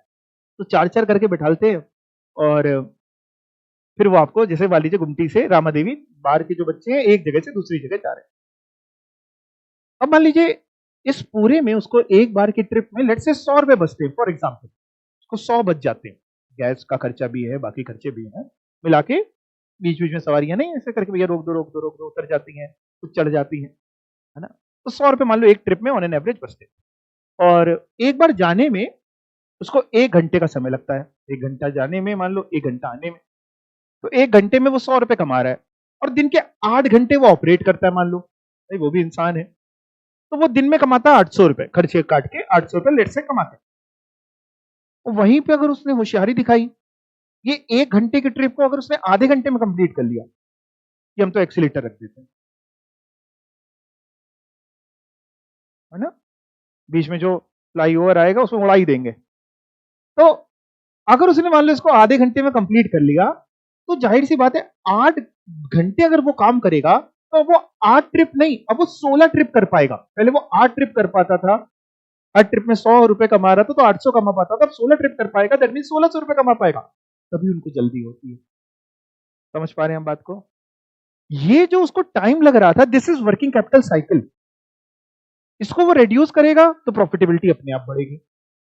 भाई एक साल में सभी के पास 360 दिन है, 365 दिन है, कुछ भी आप मान लीजिए, मोटा मोटा अगर मान लें, थोड़ा कैलकुलेशन इजी करने के लिए, कि मान लो किसी इंडस्ट्री में 90 डेज की ऑपरेटिंग साइकिल है और वो एक ऑपरेटिंग साइकिल में 1 लाख रुपए कमाता है। एक ऑपरेटिंग साइकिल जब कंप्लीट होती है तो 1 लाख कमाता है। ऑपरेटिंग साइकिल कहां से शुरू होती है? पैसे से रॉ मटेरियल खरीदा, रॉ मटेरियल को इशू किया प्रोडक्शन में, WIP में कन्वर्ट हुआ, फिनिश गुड्स में फिर कन्वर्ट हुआ, फिनिश गुड्स तुरंत तो बिका नहीं, थोड़े दिन बाद बिका, उधार में बिका, डेटर्स में कन्वर्ट हुआ, डेटर्स से कैश मिला। जैसे अगर ये पूरा प्रोसेस होने में 90 डेज का समय लगता है और एक ऑपरेटिंग साइकिल में आप 1 लाख रुपए कमाते हैं, तो साल में आप केवल 4 ही ऑपरेटिंग साइकिल कर पाते होंगे। 360 दिन का अगर हम टाइम पकड़ते हैं तो 360 डिवाइड बाई 90, 4 ऑपरेटिंग साइकिल कर पाते होंगे, टू बी वेरी प्रिसाइज, यानी 4 लाख रुपीस आप कमा पाते होंगे। अगर आप इस 90 डेज को रिड्यूस करके 45 डेज कर लें इफ पॉसिबल, तो आपके अपने आप नंबर ऑफ ऑपरेशंस बढ़ जाएंगे। ऑपरेटिंग साइकिल का पीरियड कम हुआ, अभी नंबर ऑफ ऑपरेशन पहले जैसे 4 थे 360 डिवाइड बाई 90, अब वो 8 हो जाएंगे 360 डिवाइड बाई 45। और एक नंबर ऑफ ऑपरेशन में, एक ऑपरेटिंग साइकिल कंप्लीट होने में 1 लाख कमाते हैं तो 8 लाख कमाने लग जाएंगे। नहीं 45, अगर आप 60 डेज भी कर लेते हैं तो भी जाहिर सी बात है नंबर ऑफ ऑपरेशन आपके बढ़ेंगे, प्रॉफिटेबिलिटी बढ़ेगी। तो हर इंडस्ट्री को कोशिश करनी चाहिए कि वो अपनी ऑपरेटिंग साइकिल किसी तरीके से रिड्यूस करे। सर ऑपरेटिंग साइकिल का मतलब वो पीरियड, वो टाइम, वो दिन, पैसे को पैसे में दोबारा कन्वर्ट करने में जो टाइम लग रहा है। जैसे आप किसी चाट के ठेले वाले की ऑपरेटिंग साइकिल निकालें, चाट खाते हैं, टिकिया, गोलगप्पे, पसंद है, अगर उसकी ऑपरेटिंग साइकिल निकालते हैं, मुंह में पानी आ गया है, तो जरा सोचिए उसकी ऑपरेटिंग साइकिल अमूमन तौर पे 1 दिन की होती है। जैसे नॉर्मल एक ट्रेडिशनल चाट के ठेले वाले की हम बात करें, तो वो सुबह गया मंडी, है ना, वहां से आलू, धनिया, मिर्चा, पुदीना, अमियाज सब खरीदी, तो अपना हाथ डाल डाल करके उसने पानी बनाया, ऐसे चाट के देखा, हाँ सही लग रहा है, ऐसे बिना टेस्ट नहीं आता है, बहुत हाइजीनिक। आप खुद सोचिए, आप बहुत हाईफाई जगह में जाए ना, बहुत अच्छे होटल में जाकर के, I want to have a water bottle, water balls, वो लेके आएगा महंगी भी, वो खुद ही लगा खाओ, वो मजा नहीं आता। आता है मजा? नहीं, जब तक वो अपने गंदे हाथ उसमें, यही तो है। तो खैर, तो उसने लेके आया, सुबह दिन में तैयारी करी, शाम को ठेला लगाया, लोग आए, चाट चाट के खा गए। चाट का मतलब ही यही होता है, चाट चाट, है ना। कभी उस नाम पे गौर ही नहीं किया आपने। उसका पैसा रिकवर हो गया, अगले दिन फिर उसने किया, तो उसकी ऑपरेटिंग साइकिल 1 दिन की है। कम इन्वेस्टमेंट की रिक्वायरमेंट है। जितनी लंबी ऑपरेटिंग साइकिल होगी उतनी ज्यादा इन्वेस्टमेंट चाहिए, इन्वेस्टमेंट ज्यादा चाहिए, प्रॉफिटेबिलिटी आपकी कहीं ना कहीं कम जरूर होगी। उधार पे लेकर के, अरे ब्याज भी तो देना पड़ रहा है। उसका क्या है, उसका तो सुबह लगाया पैसा, शाम को रियलाइज हुआ, अगले दिन फिर खरीद लिया। जैसे वाइन इंडस्ट्री, वाइन सुना है ना आपने, सुना है, अब समझदार बच्चे पे मिल रहे हैं। वाइन के बारे में ऐसा बोला जाता है कि वाइन जितनी पुरानी होती है उतनी अच्छी होती है। तो जो महंगी कंपनियां हैं, इंटरनेशनल कंपनियां हैं, वो क्या करती हैं, अपनी वाइन को एज्ड करके बेचती हैं। एज्ड मतलब एज, AJAGED, एज्ड रख के बेचती हैं, प्रिजर्व करके बेचती हैं। उसका एक पूरा प्रोसेस होता है, जो घर में मटका नहीं होता उसी तरीके के किसी तरीके में रखा जाता है ना। उसको रख के 2-2, 3-3, 4-4, 5-5, 10-10 साल रख के तब बेचती है। अब बेचने का मतलब जैसे 10 साल अगर रख के हम बेच रहे हैं तो ऐसा तो नहीं कि आज बेची फिर 10 साल बाद बेचेंगे। बेच तो रोज ही रहे ना, मार्केट में अगर किसी को पीने का शौक है तो रोज जाके पी सकता है खरीद के, तो बिक तो रोज ही रहा है। बट हमारी इन्वेस्टमेंट जो ब्लॉक्ड है वो फॉर 10 ईयर्स ब्लॉक्ड है। आज वो बिका जो आज से 10 साल पुराना था, कल वो, मतलब एक चेन है। जैसे चावल, चावल तो खाते हैं, हाँ, राइस, राइस भी माना जाता है जितना पुराना हो उतना अच्छा है। कुछ कुछ ब्रांडेड कंपनियां, इंडिया गेट वगैरह तो ऐड ही करती हैं कि we aged rice at about 1.5 years, 2 years, हम इतना पुराना आपको चावल बेच रहे हैं। लोग नहीं, इंसान के लिए भी बोलते हैं ये बड़ा पुराना चावल है, इंसान के लिए नहीं बोलते, इसको बड़े नॉलेज होती है, बहुत बोलते हैं बहुत पुराना चावल है ना। इसका मतलब यही है। तो साहब आपकी वर्किंग कैपिटल साइकिल जितनी ज्यादा होगी, आपके नंबर ऑफ ऑपरेशंस कहीं ना कहीं उतने कम होंगे, इन्वेस्टमेंट की ज्यादा रिक्वायरमेंट होगी आपको। तो आपको कोशिश करनी है कि अपनी सेम इंडस्ट्री में रहते हुए, सेम क्वालिटी मेंटेन करते हुए, अगर आपको लगता है कि किसी तरीके से कम कर सकते हैं ऑपरेटिंग साइकिल, तो आपके लिए बहुत बेटर रहेगा। आजकल तो बहुत सारी कंपनियां रॉ मटेरियल वगैरह के लिए जस्ट इन टाइम की पॉलिसी अपनाती हैं। जस्ट इन टाइम का मतलब जैसे आमतौर पे तो क्या होता है, रॉ मटेरियल खरीदा, स्टॉक में रखा गया, स्टोर में रखा गया, वेयर हाउस में रखा गया, फिर उसके बाद जब जरूरत है तो प्रोडक्शन वाले ने वहां से इश्यू कराया, तो खरीदने के बाद मान लीजिए 20 दिन, 40 दिन, 50 दिन स्टोर में रखा है। बहुत सारी इंडस्ट्रीज तो क्या करती हैं आज की तारीख में, जैसे इंडिया में तो कम देखने को मिलता है, बाहर की कंट्रीज में ये कल्चर, जैसे जापान वगैरह में बहुत देखने को मिलता है, just in time. Just in time मतलब आज जरूरत है तो एक दिन पहले मंगा लिया, तो उससे क्या हुआ, आपकी कैपिटल कम ब्लॉक हुई, अपने आप आपकी होल्डिंग पीरियड घटा, रॉ मटेरियल होल्ड करने का पीरियड। बट इंडिया में आप इतना नहीं कर सकते, क्योंकि देखिए बाहर वालों को, जैसे अपने इंडिया में क्या होता है, आप किसी का इंतजार कर रहे हो, कहते हैं बस 5 मिनट में आ रहे हैं। कभी आपके साथ हुआ होगा, अब वो आ रहे हैं 1 घंटे, अरे बस आ गए यार, होता है ना। तो वो 5 मिनट वो घड़ी के हिसाब से नहीं देखते, वो 5 मिनट, उस समय चाय पी रहा हो घर में बैठ के, अरे बस 5 मिनट में आ रहा है, आप खड़े हैं आराम से, फिर 4 बार फोन मिलाएंगे, 5 बार मन में गाली देंगे, है। बाहर आमतौर पे इंसान टाइम की वैल्यू समझता है, यहाँ पे क्या है यार, ठीक है अपना ही तो है, टाइम ही तो है, मतलब जिंदगी में और कुछ मिला ही नहीं है ना। तो यहाँ जस्ट इन टाइम उतना नहीं अपना सकते, लेकिन अगर आपको लगता है कि जहां जहां आप चीजों को थोड़ा सा एक रीडेवलप कर सकते हो अपने प्रोसेस को, वो बड़ा जरूरी है। तो यहाँ पे हमें करना क्या है, वो करने के वाले मुद्दे की बात करते हैं। हम लोग ऑपरेटिंग साइकिल कैलकुलेट करेंगे। ऑपरेटिंग साइकिल का मतलब है हम ये कैलकुलेट करेंगे कि साहब हमारा रॉ मटेरियल का कितना स्टोरेज पीरियड है। स्टोरेज पीरियड समझते हैं, रॉ मटेरियल खरीदने के बाद कितने दिन रखना पड़ता है, इसको रॉ मटेरियल स्टोरेज पीरियड भी बोल सकते हैं, रॉ मटेरियल होल्डिंग पीरियड भी बोल सकते हैं। WIP का कितना पीरियड है, प्रोसेस में कितना टाइम लगता है। WIP मतलब ये पीरियड प्लस कर रहे हैं, टाइम प्लस करेंगे। अभी मैंने लिख दिया, आप लिखना नहीं है सब, ये टाइम, रॉ मटेरियल का होल्डिंग लिखना चाहिए तो मेरे को पूरा रॉ मटेरियल होल्डिंग पीरियड, लेकिन आप लोग ने कहा आप लोग समझदार है तो मैं से लिख रहे हैं, प्लस फिनिश गुड्स का जितना होल्डिंग पीरियड की बनने के बाद सर कितना टाइम लगता है बिकने में, है ना, प्लस डेटर से वसूलने में कितना टाइम लगता है सर, ये सब टाइम है। ये जितना ज्यादा होगा उतना हमारे लिए नुकसान है, डेटर से वसूलने में जितना ज्यादा टाइम लगेगा हमारे लिए नुकसान है, फिनिश गुड्स बिकने में जितना ज्यादा टाइम लगेगा हमारे लिए नुकसान है, WIP यानी प्रोसेस कंप्लीट होने में जितना ज्यादा टाइम लगेगा हमारे लिए नुकसान है। हमारी वर्किंग कैपिटल साइकिल बढ़ रही है, हमारी इन्वेस्टमेंट की रिक्वायरमेंट्स बढ़ रही हैं, ठीक है ना। And at the same time हम कुछ रॉ मटेरियल उधार भी खरीदते होंगे, तो क्रेडिटर भी हमको पीरियड देता होगा। ये सब पीरियड है, वैल्यू नहीं, अमाउंट नहीं है क्रेडिटर का, पीरियड। तो क्रेडिटर जो हमको टाइम दे रहा है वो जितना ज्यादा दे हमारे लिए बेटर है। एट द सेम टाइम हम डेटर को जितना कम टाइम दे वो हमारे लिए अच्छा है, और क्रेडिटर से जितना ज्यादा टाइम ले पाए उतना बढ़िया हमारे लिए, कि भैया आपका पेमेंट हम करेंगे 4 महीने बाद, 5 महीने बाद, 2 महीने बाद, 3 महीने बाद। तो अगर आपको लग रहा है कि उतने टाइम में आपको मिल जाएगा, मार्केट में इतनी गुडविल है आपकी, या इतना आप उससे बल्क में सामान खरीदते रहते हैं, तो क्रेडिटर का पीरियड बढ़ने का मतलब क्या होता है कि कहीं ना कहीं उसके फाइनेंस पे आप अपना काम कर रहे हो। मैं समझाता हूं आपको हिंदी में, हाँ समझाना पड़ता है। देखो भैया, मान लो हम पेन बनाते हैं, पेन बनाने के लिए हमें इंक खरीदनी है, हमारा पैसा नहीं है, हमने क्रेडिटर से कहा इंक चाहिए, पेमेंट करेंगे 5 महीने बाद। अगर वो नहीं मानता, मान लो अगर अभी पेमेंट करना पड़ता, तो हमें क्या करना पड़ता, हम बैंक से वो लोन लेते, उसका पेमेंट करते, इंक खरीदते। ऐसे क्या है, वो 5 महीने बाद के लिए मान गया कि नहीं सर खरीदते रहते हैं, हमने उसके खरीदा, पैसा उसका ब्लॉक है, हमारा नहीं ब्लॉक है, बनाया, पेन बेचे, पैसा आया, उसका पेमेंट कर दिया। बड़ी बड़ी इंडस्ट्रीज का एक मार्जिन ये भी है, जैसे मान लीजिए बिग बाजार है, वो स्मार्ट बाजार में कन्वर्ट हो गया किसमें ना, अब वो खरीदता होगा, आपको क्या लगता है, बल्क में खरीदता होगा, रेट एक तो कम, दूसरा बल्क में खरीद रहे हैं, क्रेडिट पीरियड ज्यादा मिल रहा है, तीसरा जितने टाइम का क्रेडिट पीरियड उतने टाइम में 4 बार माल बेच के निकल गए। हमने आपसे मान लो 5 महीने का समय मांगा, कोल्ड ड्रिंक खरीदते, ट्रक ट्रक कोल्ड ड्रिंक खरीदते, 5 महीने का समय मांगा, कोल्ड ड्रिंक आई, गर्मी में 1 महीने बिक गई, दोबारा खरीदी, 5 महीने का समय चल रहा है, दूसरी खरीदी, तीसरी खरीदी, सभी 5 महीने का समय चल रहा है, उतने टाइम में हमने 5-6 बार प्रॉफिट कमा लिया है, कम मार्जिन पे ज्यादा करके बैठे हैं। आप समझ पा रहे हैं? नहीं भी समझ पा रहे तो कोई बात नहीं, मैं ऐसे ही बोल रहा हूं। हाँ तो ये सारा हम पीरियड निकालेंगे, और ये जितना कम आएगा उतना बेटर है। अब कैसे निकलता है ये पीरियड, आइए थोड़ा पढ़ें। This method of working capital forecast is based on operational cycle concept of working capital.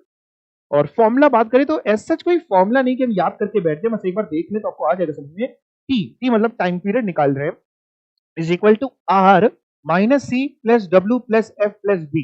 मैं समझाता हूं, R stand for raw material holding period. कैसे निकलता है, फॉर्मूले पे भी आता हूं। माइनस सी, सी है क्रेडिटर का होल्डिंग पीरियड, क्रेडिटर से जितना हमें टाइम पीरियड मिल पा रहा है, तो वो जितना ज्यादा होगा उतना बेटर है, इसलिए उसको माइनस किया जाता है। समझ पा रहे क्यों क्रेडिटर वाला माइनस किया जाता है? डब्ल्यू आप गेस करो क्या होगा, वर्क इन प्रोग्रेस का पीरियड, एफ क्या होगा, फिनिश गुड्स का पीरियड, और डेटर्स को बी बोला जाता है। बी क्या है, डेटर्स का पीरियड। ठीक, कैसे निकलता है सर, तो क्या हम ये फॉर्मूले याद कर लेंगे तो हमारा काम हो जाएगा? बिल्कुल हो जाएगा बेटा, वो देखते हैं। रॉ मटेरियल का होल्डिंग पीरियड सर कैसे निकलता है, एवरेज इन्वेंट्री लेनी है रॉ मटेरियल की, इन्वेंट्री मतलब स्टॉक, और डिवाइड कर देना है उसको सर एवरेज पर डे के कंजम्पशन से। सर क्या मतलब, मैं थोड़ा अगर आपको प्रैक्टिकली समझाऊं, मान लीजिए हमारे यहां ऑन एन एवरेज जो स्टॉक रहता है रॉ मटेरियल का, वो 60,000 रुपीज का रहता है। ऑन एन एवरेज जो स्टॉक में माल रखा रहता है रॉ मटेरियल, वो 60,000 रुपए का रखा रहता है। एंड जो हमारे यहाँ रॉ मटेरियल कंज्यूम होता है पर डे, कंज्यूम मतलब यूज भी बोल सकते हैं आप वर्ड, तो रॉ मटेरियल जो कंज्यूम होता है पर डे, जो रोज के रोज प्रोडक्शन डिपार्टमेंट वाले यूज करते हैं, वो लेट से 5,000 रुपए का यूज करते हैं। टोटल हमारे पास 60,000 रुपीज का रॉ मटेरियल रखा है, रोज के रोज 5,000 रुपए का यूज करते हैं। यानी हमसे कोई पूछे कि आपके पास जो रॉ मटेरियल रखा है वो कितने दिनों का रखा है, अगर आप 5,000 रुपए का रॉ मटेरियल रोज यूज कर रहे हैं, 60,000 रुपीज का रखा है, तो आपके पास कितने दिनों का रखा रहता है? 12 डेज। आपने किया क्या, आपने 60,000 को डिवाइड कर दिया 5,000 से, यानी आप कह रहे 12 दिन का रॉ मटेरियल का होल्डिंग पीरियड है। समझ में आई बात?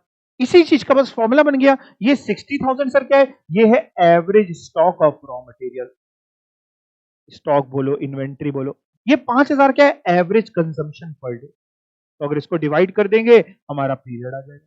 यस और नो, क्लियर? जैसे मान लीजिए आपके घर में आप नहाते हैं, साबुन लगता है, अब मान लो आपके घर में 1 महीने में एक साबुन की टिकिया लगती है। टिकिया समझते हो, बट्टी समझते हो? हाँ, तो एक साबुन का बार लगता है आपके यहाँ, इंग्लिश में ही बात करते हैं आपसे, और हाँ नहीं आप समझेंगे, हम दिखाते हैं। एक साबुन का बार लगता है और आप एक बार में गए और 5 खरीद लाए, तो आपने कितने महीने का खरीद लाए? 5 महीने का खरीद लाए। ये निकालना है अपने को। क्लियर? तो आओ फॉर्मूला देखते हैं क्या है। Average inventory of raw material and stores, यानी जितना स्टॉक में रखा रहता है, divided by average per day consumption of raw material and store. ये दोनों चीजें हमें दी होंगी, हमें बस आर निकालना है। एवरेज इन्वेंट्री, एवरेज स्टॉक कितना रहता है और एवरेज पर डे का कंजम्पशन कितना। अच्छा, कई बार क्या होता है, जो कंजम्पशन हमको दिया होता है जिसे हम डिवाइड करना है पर डे से, हमें कई बार क्वेश्चन में पर डे का कंजम्पशन ना देके पूरे साल का कंजम्पशन दे देता है। सर पूरे, मान लो पूरे साल का कह रहा है, सर पूरे साल का कंजम्पशन है 3,65,000 रुपीज का, तो एक दिन का कंजम्पशन कैसे निकला? क्योंकि डिवाइड में पर डे का कंजम्पशन चाहिए, डिवाइड बाय 365। आप समझ रहे हैं? ठीक है। ऐसे ही सर सी, क्रेडिटर, एवरेज ट्रेड क्रेडिटर कितने रहते हैं, यानी ऑन एन एवरेज आपके क्रेडिटर्स रहते हैं कितने रुपए के हैं, और डिवाइड बाई हर दिन कितने रुपए की आप क्रेडिट परचेज करते हैं। मतलब अगर आप कह रहे हैं कि हमारे पास सर 12,000 रुपए के क्रेडिटर रहते हैं, बैलेंस शीट में हमने देखा कि on an average creditors, on an average का मतलब समझते हो, हम जो बार बार ये लाइन बोलते हैं इसका मतलब क्या होता है? जब हम जैसे बोलते हैं ना ऑन एन एवरेज स्टॉक हमारे पास 60,000 रुपीज का हमने बोला यहां रहता है, तो इसका मतलब क्या होता है? इसका मतलब नहीं नहीं नहीं, इसका मतलब सुनो सुनो सुनो, जो तुम लोग समझ रहे हो बहुत बढ़िया है, लेकिन सच सुनो। हाँ हाँ हाँ, इसका मतलब ये होता है, एक्चुअल में समझो, आप तो एक मैन्युफैक्चरिंग प्रोसेस में कई बार इससे कम भी रखा रहता होगा, कई बार इससे ज्यादा भी रखा रहता होगा। भैया 60,000 रखा है, प्रोडक्शन वाला लेगा तो कल रखा होगा 55,000, कल 50,000, कल 48,000। एक बार ऑर्डर प्लेस किया, ऑर्डर आगे 40,000 रखा था, एक 20,000 का 30,000 का ऑर्डर प्लेस किया, ऑर्डर आ गया, अब रखा है 70,000 80,000। तो कई बार ज्यादा रखा होता है, कई बार कम रखा रहता है, बट हमें तो एक फिगर उठानी, तो हमने निकाला ऑन एन एवरेज आम तौर पे 60,000 रखा रहता है। ये मतलब होता है इस ऑन एन एवरेज का। सेम तरीके से जैसे हम क्रेडिटर की बात कर रहे हैं, तो क्रेडिटर तो एक वेरिएबल फिगर है, वेरी कर रही है। आज हमने उधार माल खरीदा, क्रेडिटर बढ़ गए, पेमेंट कर दिया, क्रेडिटर कम हो गए, और पेमेंट कर दिया और कम हो गए, तो चेंज हो रहा है, वेरी कर रही है। तो थोड़ी ना कि 12,000 के क्रेडिटर ऐसे में रहते होंगे। तो ऑन एन एवरेज हमने कहा कि औसतन जो है वो 12,000 रुपए के क्रेडिटर रहते हैं, और हम हर दिन करीब करीब 1,000 रुपए की उधार में माल खरीदते हैं। 12,000 रुपए के क्रेडिटर रहते हैं और करीब करीब 1,000 रुपए का रोज माल उधार खरीदते हैं। तो कितने रुपए के पर डे के क्रेडिटर रहते हैं? 12 दिन की परचेजेस के बराबर आपके क्रेडिटर रहते हैं, वो है क्रेडिट का पीरियड। समझ पा रहे हैं? ये सब दिया होगा आपसे, इतना कोई पूछेगा नहीं।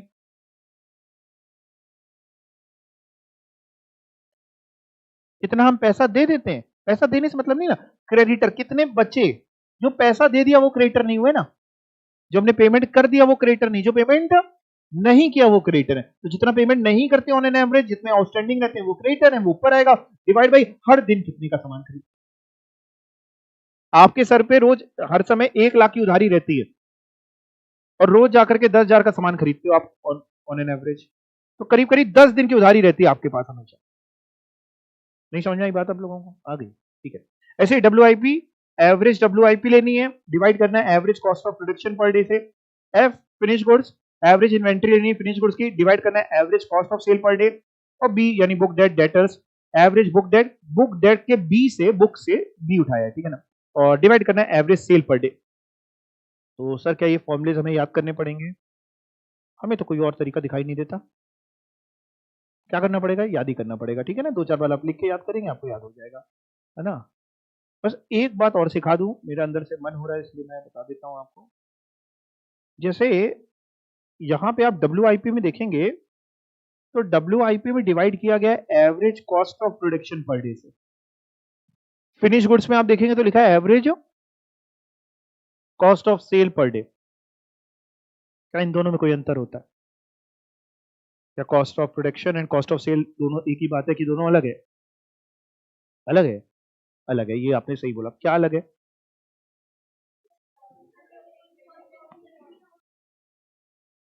आप लोग बिल्कुल बढ़िया समझाते हो, मतलब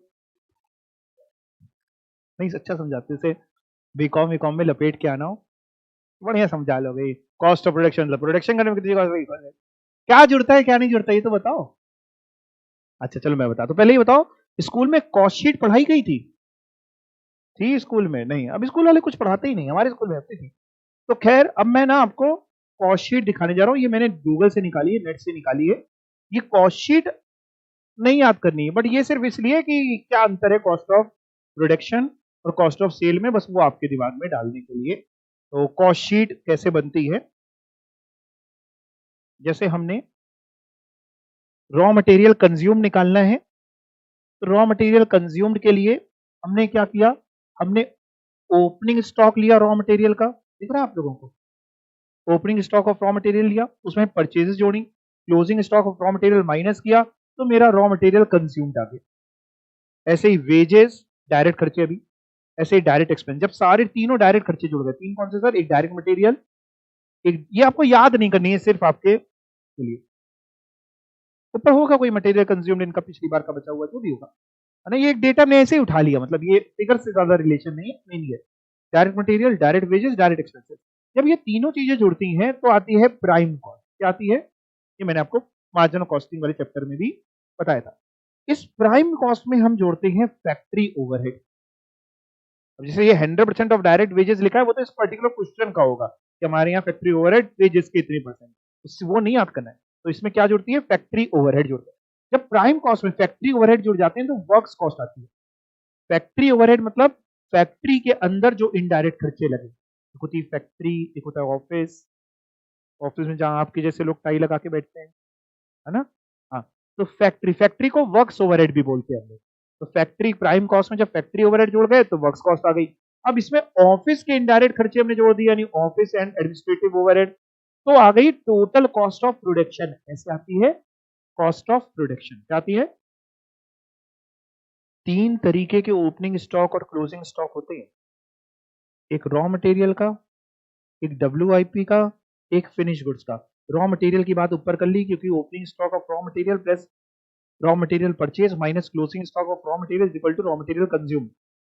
अब दो और स्टॉक बचते हैं, एक WIP का बचता है और एक, भाई तीनों स्टॉक अलग अलग होते हैं ना, समझ पा रहे हैं आप। तो इस टोटल कॉस्ट ऑफ प्रोडक्शन में जब हम ओपनिंग स्टॉक फिनिश गुड्स का जोड़ देते हैं, ओपनिंग मतलब जब साल शुरू किया तो लेट से हमारे पास 100 पेन बने हुए रखे थे, तो ऐसा तो करते नहीं कि ये साल शुरू हुआ, ये फाइनेंशियल ईयर शुरू हुआ, अप्रैल शुरू हुआ तो पहले से 100 रखे तो उसको नाले में बहा दिए, ऐसा तो करते नहीं है ना, तो वो है ओपनिंग स्टॉक। जब ओपनिंग स्टॉक जोड़ा तो आया cost of goods available for cell, इतने रुपए का माल बेचा जा सकता है, अवेलेबल है, लेकिन सब बिकता तो है नहीं। फिर उसमें से जो नहीं बिका वो माइनस कर दिया, less closing stock of finish goods, तो पता चला कॉस्ट ऑफ गुड्स सोल्ड कितनी है। समझ पा रहे हैं, कॉस्ट ऑफ गुड्स सोल्ड में अब सेल से रिलेटेड जो इनडायरेक्ट खर्चे होते हैं, जैसे सेल्समैन का कमीशन देना या और कोई भी एडवर्टीजमेंट का खर्चा, इस तरीके के जो इनडायरेक्ट खर्चे हैं वो सेलिंग एंड डिस्ट्रीब्यूशन ओवरहेड कहलाते हैं। जब हम COGS में वो जोड़ देते हैं तब आती है कॉस्ट ऑफ सेल, और फिर कॉस्ट ऑफ सेल में आपने अपना प्रॉफिट ऐड किया तो सेल आ गई। तो ये एक अगर आप दिमाग में रख के चलेंगे तो बेटर रहेगा कॉस्ट शीट, क्योंकि जरूरी नहीं कि जितना एग्जाम में पूछे उतना ही आना चाहिए बच्चे को, है ना। ये दिमाग में कॉस्ट शीट मेरे हिसाब से बच्चे को आनी चाहिए, ये कायदे से तो स्कूल में सिखानी चाहिए, अब बंद क्यों करती पता नहीं, गॉड नोस। तो अगर ये दिमाग में रख लें, क्या opening stock of raw material, ये मैंने कुछ नहीं किया, गूगल में सिंपली टाइप किया था कॉस्ट शीट और उसमें इमेजेस में जाके जो मेरे को एक अच्छी लगी वो मैंने उठा ली है, ठीक है। तो गूगल में आप करके आपको बहुत मिल जाएगी, बट आप दिमाग में रखें ज्यादा बेटर है। और क्या, opening stock raw material plus, इससे रॉ मटेरियल कंज्यूम्ड आएगा, ऊपर वाली 12,000 की फिगर बोल जाए, तो opening stock of raw material plus purchases less closing stock of raw material से रॉ मटेरियल कंज्यूम्ड आता है। डायरेक्ट मटेरियल यानी डायरेक्ट मटेरियल डायरेक्ट वेजेस जोड़ी, डायरेक्ट एक्सपेंसेस जोड़े, प्राइम कॉस्ट आ गई, प्राइम कॉस्ट में वर्क्स ओवरहेड या फैक्ट्री ओवरहेड कुछ भी बोले एक ही बात होती है, वो जोड़े, वर्क्स कॉस्ट आ गई, वर्क्स कॉस्ट में एडमिनिस्ट्रेटिव ओवरहेड जोड़े, ऑफिस एंड एडमिनिस्ट्रेटिव, तो कॉस्ट ऑफ प्रोडक्शन आ गई, कॉस्ट ऑफ प्रोडक्शन में आपने opening stock of finish goods जोड़ा तो आपके पास cost of goods available for sale आ गई, closing stock of finish goods minus किया तो पता चला इतनी लागत का सामान बिक गया, COGS, इतनी लागत का सामान बिक गया, लेकिन सेलिंग के खर्चे आए वो जोड़े तो कॉस्ट ऑफ सेल आई। ये होता है COGS और COS में अंतर। कॉस्ट ऑफ गुड्स सोल्ड में अगर हम सेलिंग एंड डिस्ट्रीब्यूशन ओवरहेड जोड़ दें तो कॉस्ट ऑफ सेल आती है। उसके बाद बेसिकली प्रॉफिट आमतौर पे बैलेंसिंग फिगर होती है, सेल लिखते हैं और प्रॉफिट बीच में बैलेंसिंग फिगर के तौर पे लिखते हैं। तो आपको मैं क्या समझा दूं आपके मतलब का, इतना याद आप पता नहीं कर पाएंगे नहीं करेंगे। अब ये समझो, कॉस्ट ऑफ प्रोडक्शन में ओपनिंग स्टॉक फिनिश गुड्स का जोड़ना है, क्लोजिंग स्टॉक फिनिश गुड्स का जोड़ना है, तो COGS आती है। मतलब आप ये समझो, आपके फॉर्मूले में WIP को किससे डिवाइड किया गया है, WIP के लिए निकालने के लिए वो किससे डिवाइड, कॉस्ट ऑफ, एक कॉस्ट ऑफ प्रोडक्शन समझ लो अगर आपको पूरा नहीं समझना है तो, और एक कॉस्ट ऑफ सेल समझ लो कि इन दोनों में क्या अंतर होता है, कॉस्ट ऑफ प्रोडक्शन और कॉस्ट ऑफ सेल में। तो वापस चलते हैं, कॉस्ट ऑफ प्रोडक्शन यहां तक आ गई। कैसे आई कॉस्ट ऑफ प्रोडक्शन, कैसे पहुंचे, अपने प्राइम कॉस्ट में वर्क्स ओवरहेड जोड़े एंड मतलब वर्क्स ओवरहेड जोड़ के works cost I and office administrative overhead जोड़े, तो हमारी कॉस्ट ऑफ प्रोडक्शन आ गई। अब कॉस्ट ऑफ प्रोडक्शन के बाद हमें अगर कॉस्ट ऑफ सेल निकालनी है तो क्या करना पड़ेगा, ओपनिंग स्टॉक फिनिश गुड्स का जोड़ना है, क्लोजिंग स्टॉक फिनिश गुड्स का हटाना है, सेलिंग एंड डिस्ट्रीब्यूशन ओवरहेड जोड़ने, तब कॉस्ट ऑफ सेल आएगी। ठीक है, तो ये आपकी जानकारी के लिए। वैसे 99% क्वेश्चंस में हो सकता है ये फिगर आपको दी हो तो आपको ज्यादा दिमाग ना भी लगाना पड़े। आइए क्वेश्चन करते हैं। फ्रॉम दी फॉलोइंग इंफॉर्मेशन, कहां चला गया, हाँ, from the following information extracted from the books of a manufacturing company, compute the operational cycle in days। ठीक है जी, ऑपरेशनल साइकिल निकालनी है दिनों में। दिनों में भी हो सकता है, महीनों में भी निकल सकती है, लेकिन ज्यादातर क्वेश्चन में आप देखेंगे कि दिनों में ऑपरेशनल साइकिल निकलती है। पीरियड कवर्ड 365 दिन, यानी आप अब एक साल में 360 डेज मत मानिएगा, क्योंकि क्वेश्चन खुद बोल रहा है 365 लीजिएगा। ठीक है, average period of credit allowed by supplier 16 days. अरे सर ये तो दे दिया, क्या दे दिया सर, आपने कहा कि आर में सी माइनस होता है, ये सी दिख रहा है आपको, ये सी जो हम लोग निकालते हैं average trade creditor upon average credit purchases per day, credit creditor कितना पीरियड देता है, क्वेश्चन वो खुद ही दे रहा है, कह रहा है सी आप मत निकालना, सी हम बता देते हैं कितना है 16 डेज, ना बताता तो हम निकाल लेते। और क्या बता रहे sir, average total of debtors outstanding, raw material consumption, total production cost, total cost of sale, sale for the year, value of average stock maintain, raw material, WIP finish goods. चलो मैं आपको कराता हूं, सबसे पहले एक एक करके करेंगे। कॉपी खोलो, आप कॉपी में साथ में कर लेते हैं।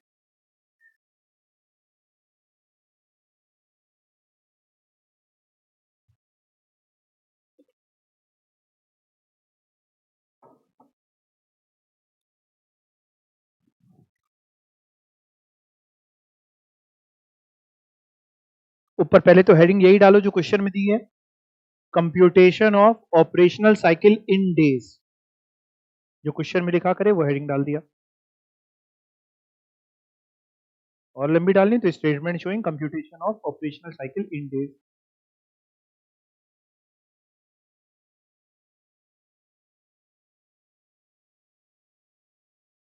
ठीक है, अब मैं आपको एक बार सॉल्यूशन का प्रेजेंटेशन दिखा देता हूं कि टेबल बना के कैसे किया हुआ है, फिर करेंगे अपने साथ साथ में ही।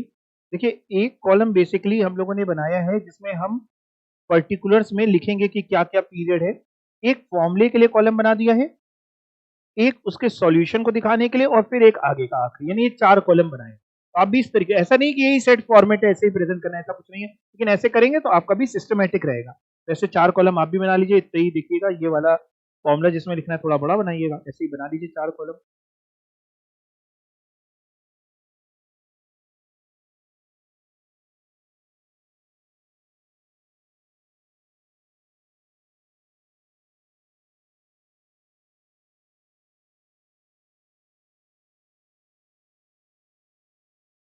ऊपर हेडिंग डालनी तो आप लिख सकते हैं पर्टिकुलर्स, पहले कॉलम में पर्टिकुलर्स, दूसरे में फॉर्मूला, ये फॉर्मूला एग्जाम में भी लिख के दिखाइएगा, ठीक है, पर्टिकुलर्स, दूसरे में फॉर्मूला, तीसरे में कैलकुलेशन या डिटेल्स कुछ भी, और चौथे में डेज। पहले में पर्टिकुलर्स, दूसरे में फॉर्मूला, तीसरे में कैलकुलेशन या डिटेल्स में कुछ एक चीज लिख लीजिए, और चौथे में डेज। ठीक है, अब एक एक करके चलते हैं। अब जैसे देखिए ये सब पीरियड ही निकल रहे हैं, टाइम निकल रहा है हर एक चीज का। तो पहले में आप देखिए अब कैसे चलने वाले हैं, इससे देखते हैं।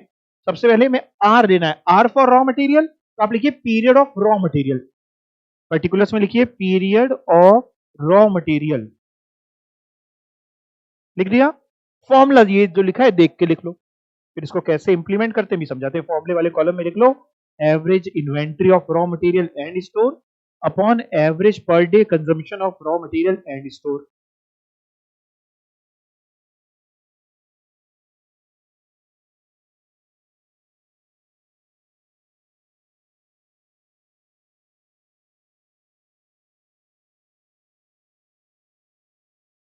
अगर इतनी जगह ना हो तो स्टोर हटा भी सकते हैं आप, अगर आपको लिखने में तकलीफ हो रही हो आप average inventory of raw material upon average per day consumption of raw material इतना भी लिख दोगे, लिख दिया फॉर्मूला। अब चलो पहले इसको सॉल्व करते हैं। देखो हमें क्या क्या ढूंढना है, फॉर्मूले को दिमाग में रखें। तो हमें ढूंढना है एवरेज इन्वेंट्री यानी एवरेज स्टॉक ढूंढना है रॉ मटेरियल का। रॉ मटेरियल का स्टॉक सर कहां दिया हुआ है, इसी क्वेश्चन में आओ, आंसर नहीं देखना है। Value of average stock maintain, raw material का स्टॉक कितना दिया है 3,20,000। तो ऊपर वाली न्यूमरेटर की फिगर तो हमें पता चल चुकी है 3,20,000। अब एक बार देख लेना फिर लिखना, एक बार देख लो प्लीज। पहले डिवाइड किससे करते हैं, डिवाइड में लिखा है average per day consumption of raw material store, एक दिन का कंजम्पशन। बट यहां पे कंजम्पशन हमको दिया है रॉ मटेरियल का कंजम्पशन 44 लाख, दिख रहा है आपको। बट क्या लगता है ये एक दिन का कंजम्पशन होगा, ये पूरे साल का होगा, तो एक दिन का कैसे निकालें अपॉन 365। अब सुनना सुनना सुनना, पहले एक बार देखना, या तो इसको हम ऐसे लिखें 3,20,000 अपॉन 44 लाख, और 44 लाख को भी डिवाइड करें 365 से, तो देखने में थोड़ा अटपटा लगेगा। आप जानते हैं कि ये ऊपर जाएगा तो क्या हो जाएगा मल्टीप्लाई। तो ये ऐसे ना लिख के फिर कैसे लिखा जाता है सर, ये ऐसे लिखा जाता है। अब लिखो ये कैलकुलेशन वाले कॉलम में अपने कैलकुलेशन का फॉर्मूला वो लगाए, ये ऐसे लिखो 3,20,000 इंटू 365 अपॉन 44 लाख इंटू 365। समझ गए, वो 44 लाख के डिवाइड में है 365, इसलिए ऊपर जाता है तो मल्टीप्लाई हो जाता है। हाँ हाँ, एक मिनट में भी निकाल लेता हूँ बेटा कितना आ रहा है, फिर एक बार देखते राउंड ऑफ कैसे करना है। 3,20,000 इंटू 365 अपॉन 44 लाख 26.55 कर सकते हैं यहाँ पे इसको, या आप 27 डेज भी ले सकते हैं, जैसा कि लिया है सॉल्यूशन तो भी कर सकते हैं। तो 27 डेज आप ले लीजिए, कोई दिक्कत नहीं। ठीक है, समझ में है कैसे करने वाले हैं। अब ऐसे ही एक एक करके चलने वाले हैं। आर में अपन क्या माइनस करते हैं सर, सी, है ना। तो वहीं पर्टिकुलर्स में लिखो less period of creditors. Creditor word use कर सकते हो या अकाउंट्स पेबल वर्ड यूज कर सकते हो, जो भी आप जिसमें कंफर्टेबल हो। तो period of less period of accounts payable या लेस पीरियड ऑफ क्रेडिटर्स।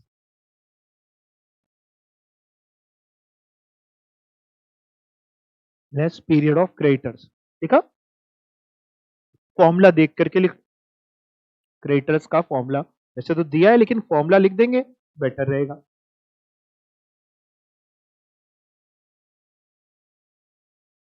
ये ट्रेड की स्पेलिंग सही कर लेना, TRAD।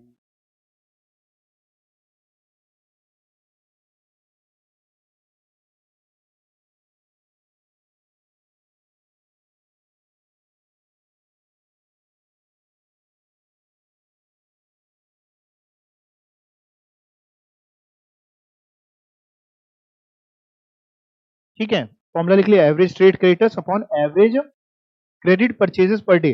बट आपको ये पीरियड दिया है, कितना दिया है 16 डेज। तो जो कैलकुलेशन वाला कॉलम है वहां लिख दो गिवन, कैलकुलेशन वाले कॉलम में लिख दो गिवन, और बाहर वाले में ब्रैकेट में लिख दो 16 डेज। ब्रैकेट में क्यों लिख रहे हैं, क्योंकि माइनस करना, और माइनस करके फिर नेक्स्ट लाइन में 11 दिन लिख दो। 27 में 16 माइनस कर दिया तो 11, इतना तो लिख ही दो।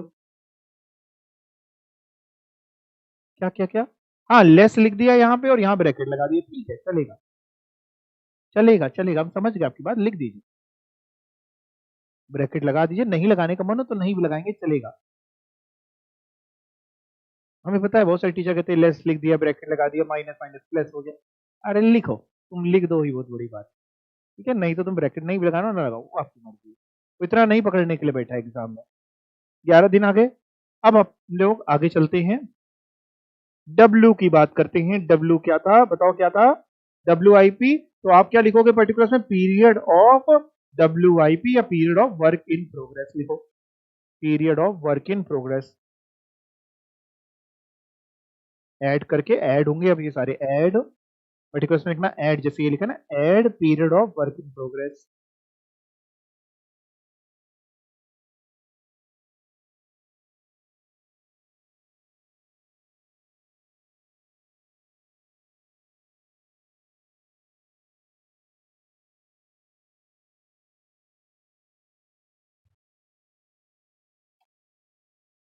फॉर्मूला लिख दो पीरियड ऑफ WIP का, ये average WIP upon average cost of production per day.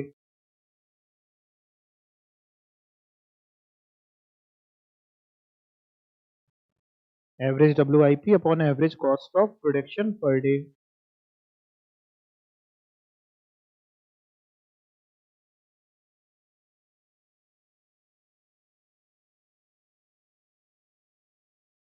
लिख दिया फॉर्मूला। अब हमको बता दो क्या लिखने वाले हो। एवरेज WIP मतलब वही एवरेज स्टॉक ऑफ WIP। कितना है WIP का स्टॉक? 3,50,000। ऊपर तो 3,50,000 आएगा सर। डिवाइड करना है average cost of production per day. Sir cost of production दी है ये 1 करोड़, बट ये पर डे तो है नहीं सर। फिर क्या करें? वही 365 को ऊपर लिखे, मतलब 3,50,000 multiply 365 upon 1 crore. 3,50,000 multiply 365 upon 1 crore कितना आता है? हाँ तो उसको राउंड ऑफ करके 13 डेज कर दिया गया। 12.77 जो बता रहे हैं 13 days.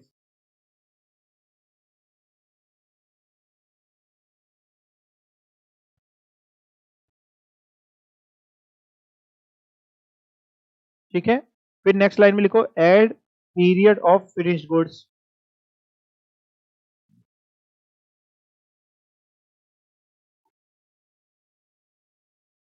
Add period of finished goods.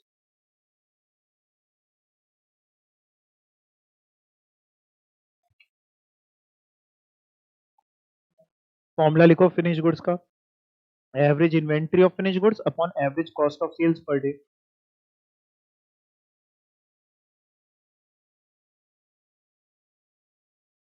लिख दिया formula. Okay, average inventory of finish goods यानी एवरेज स्टॉक फिनिश गुड्स का दिया है। कितना दिया है? 2,60,000। सबसे नीचे ये दिया ना 2,60,000। तो डिवाइड करना है average cost of sale per day. Cost of sale total दी है 1 करोड़ 5 लाख की, तो 365 से डिवाइड होगी यानी 2,60,000 into 365 upon 1 crore 5 lakh. 2,60,000 into 365 upon 1 crore 5 lakh करो, 9 डेज ही आ जाता है। ये सब ऐड लिखते जा रहे हैं अपने लेस, और फिर ऐड ऐड और एक और ऐड आने वाला है।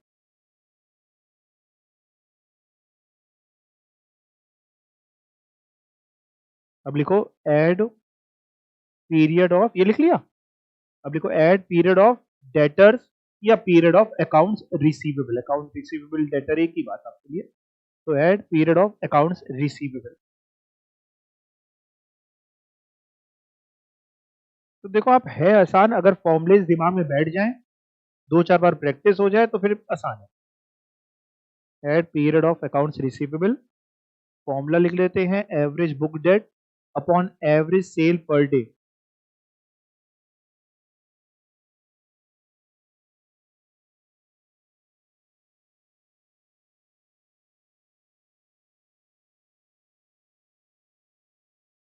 Average book debt upon average sales per day.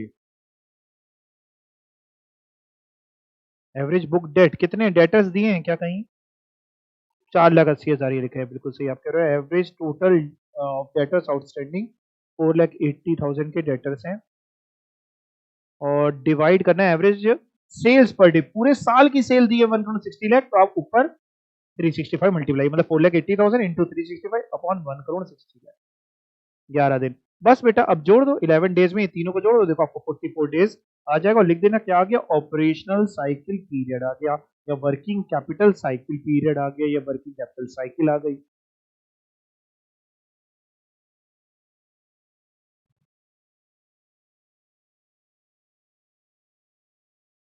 बोलो आ गया समझ में? 2-4 बार करना। क्वेश्चन 7 फिर आपका होमवर्क है, कर लोगे 7?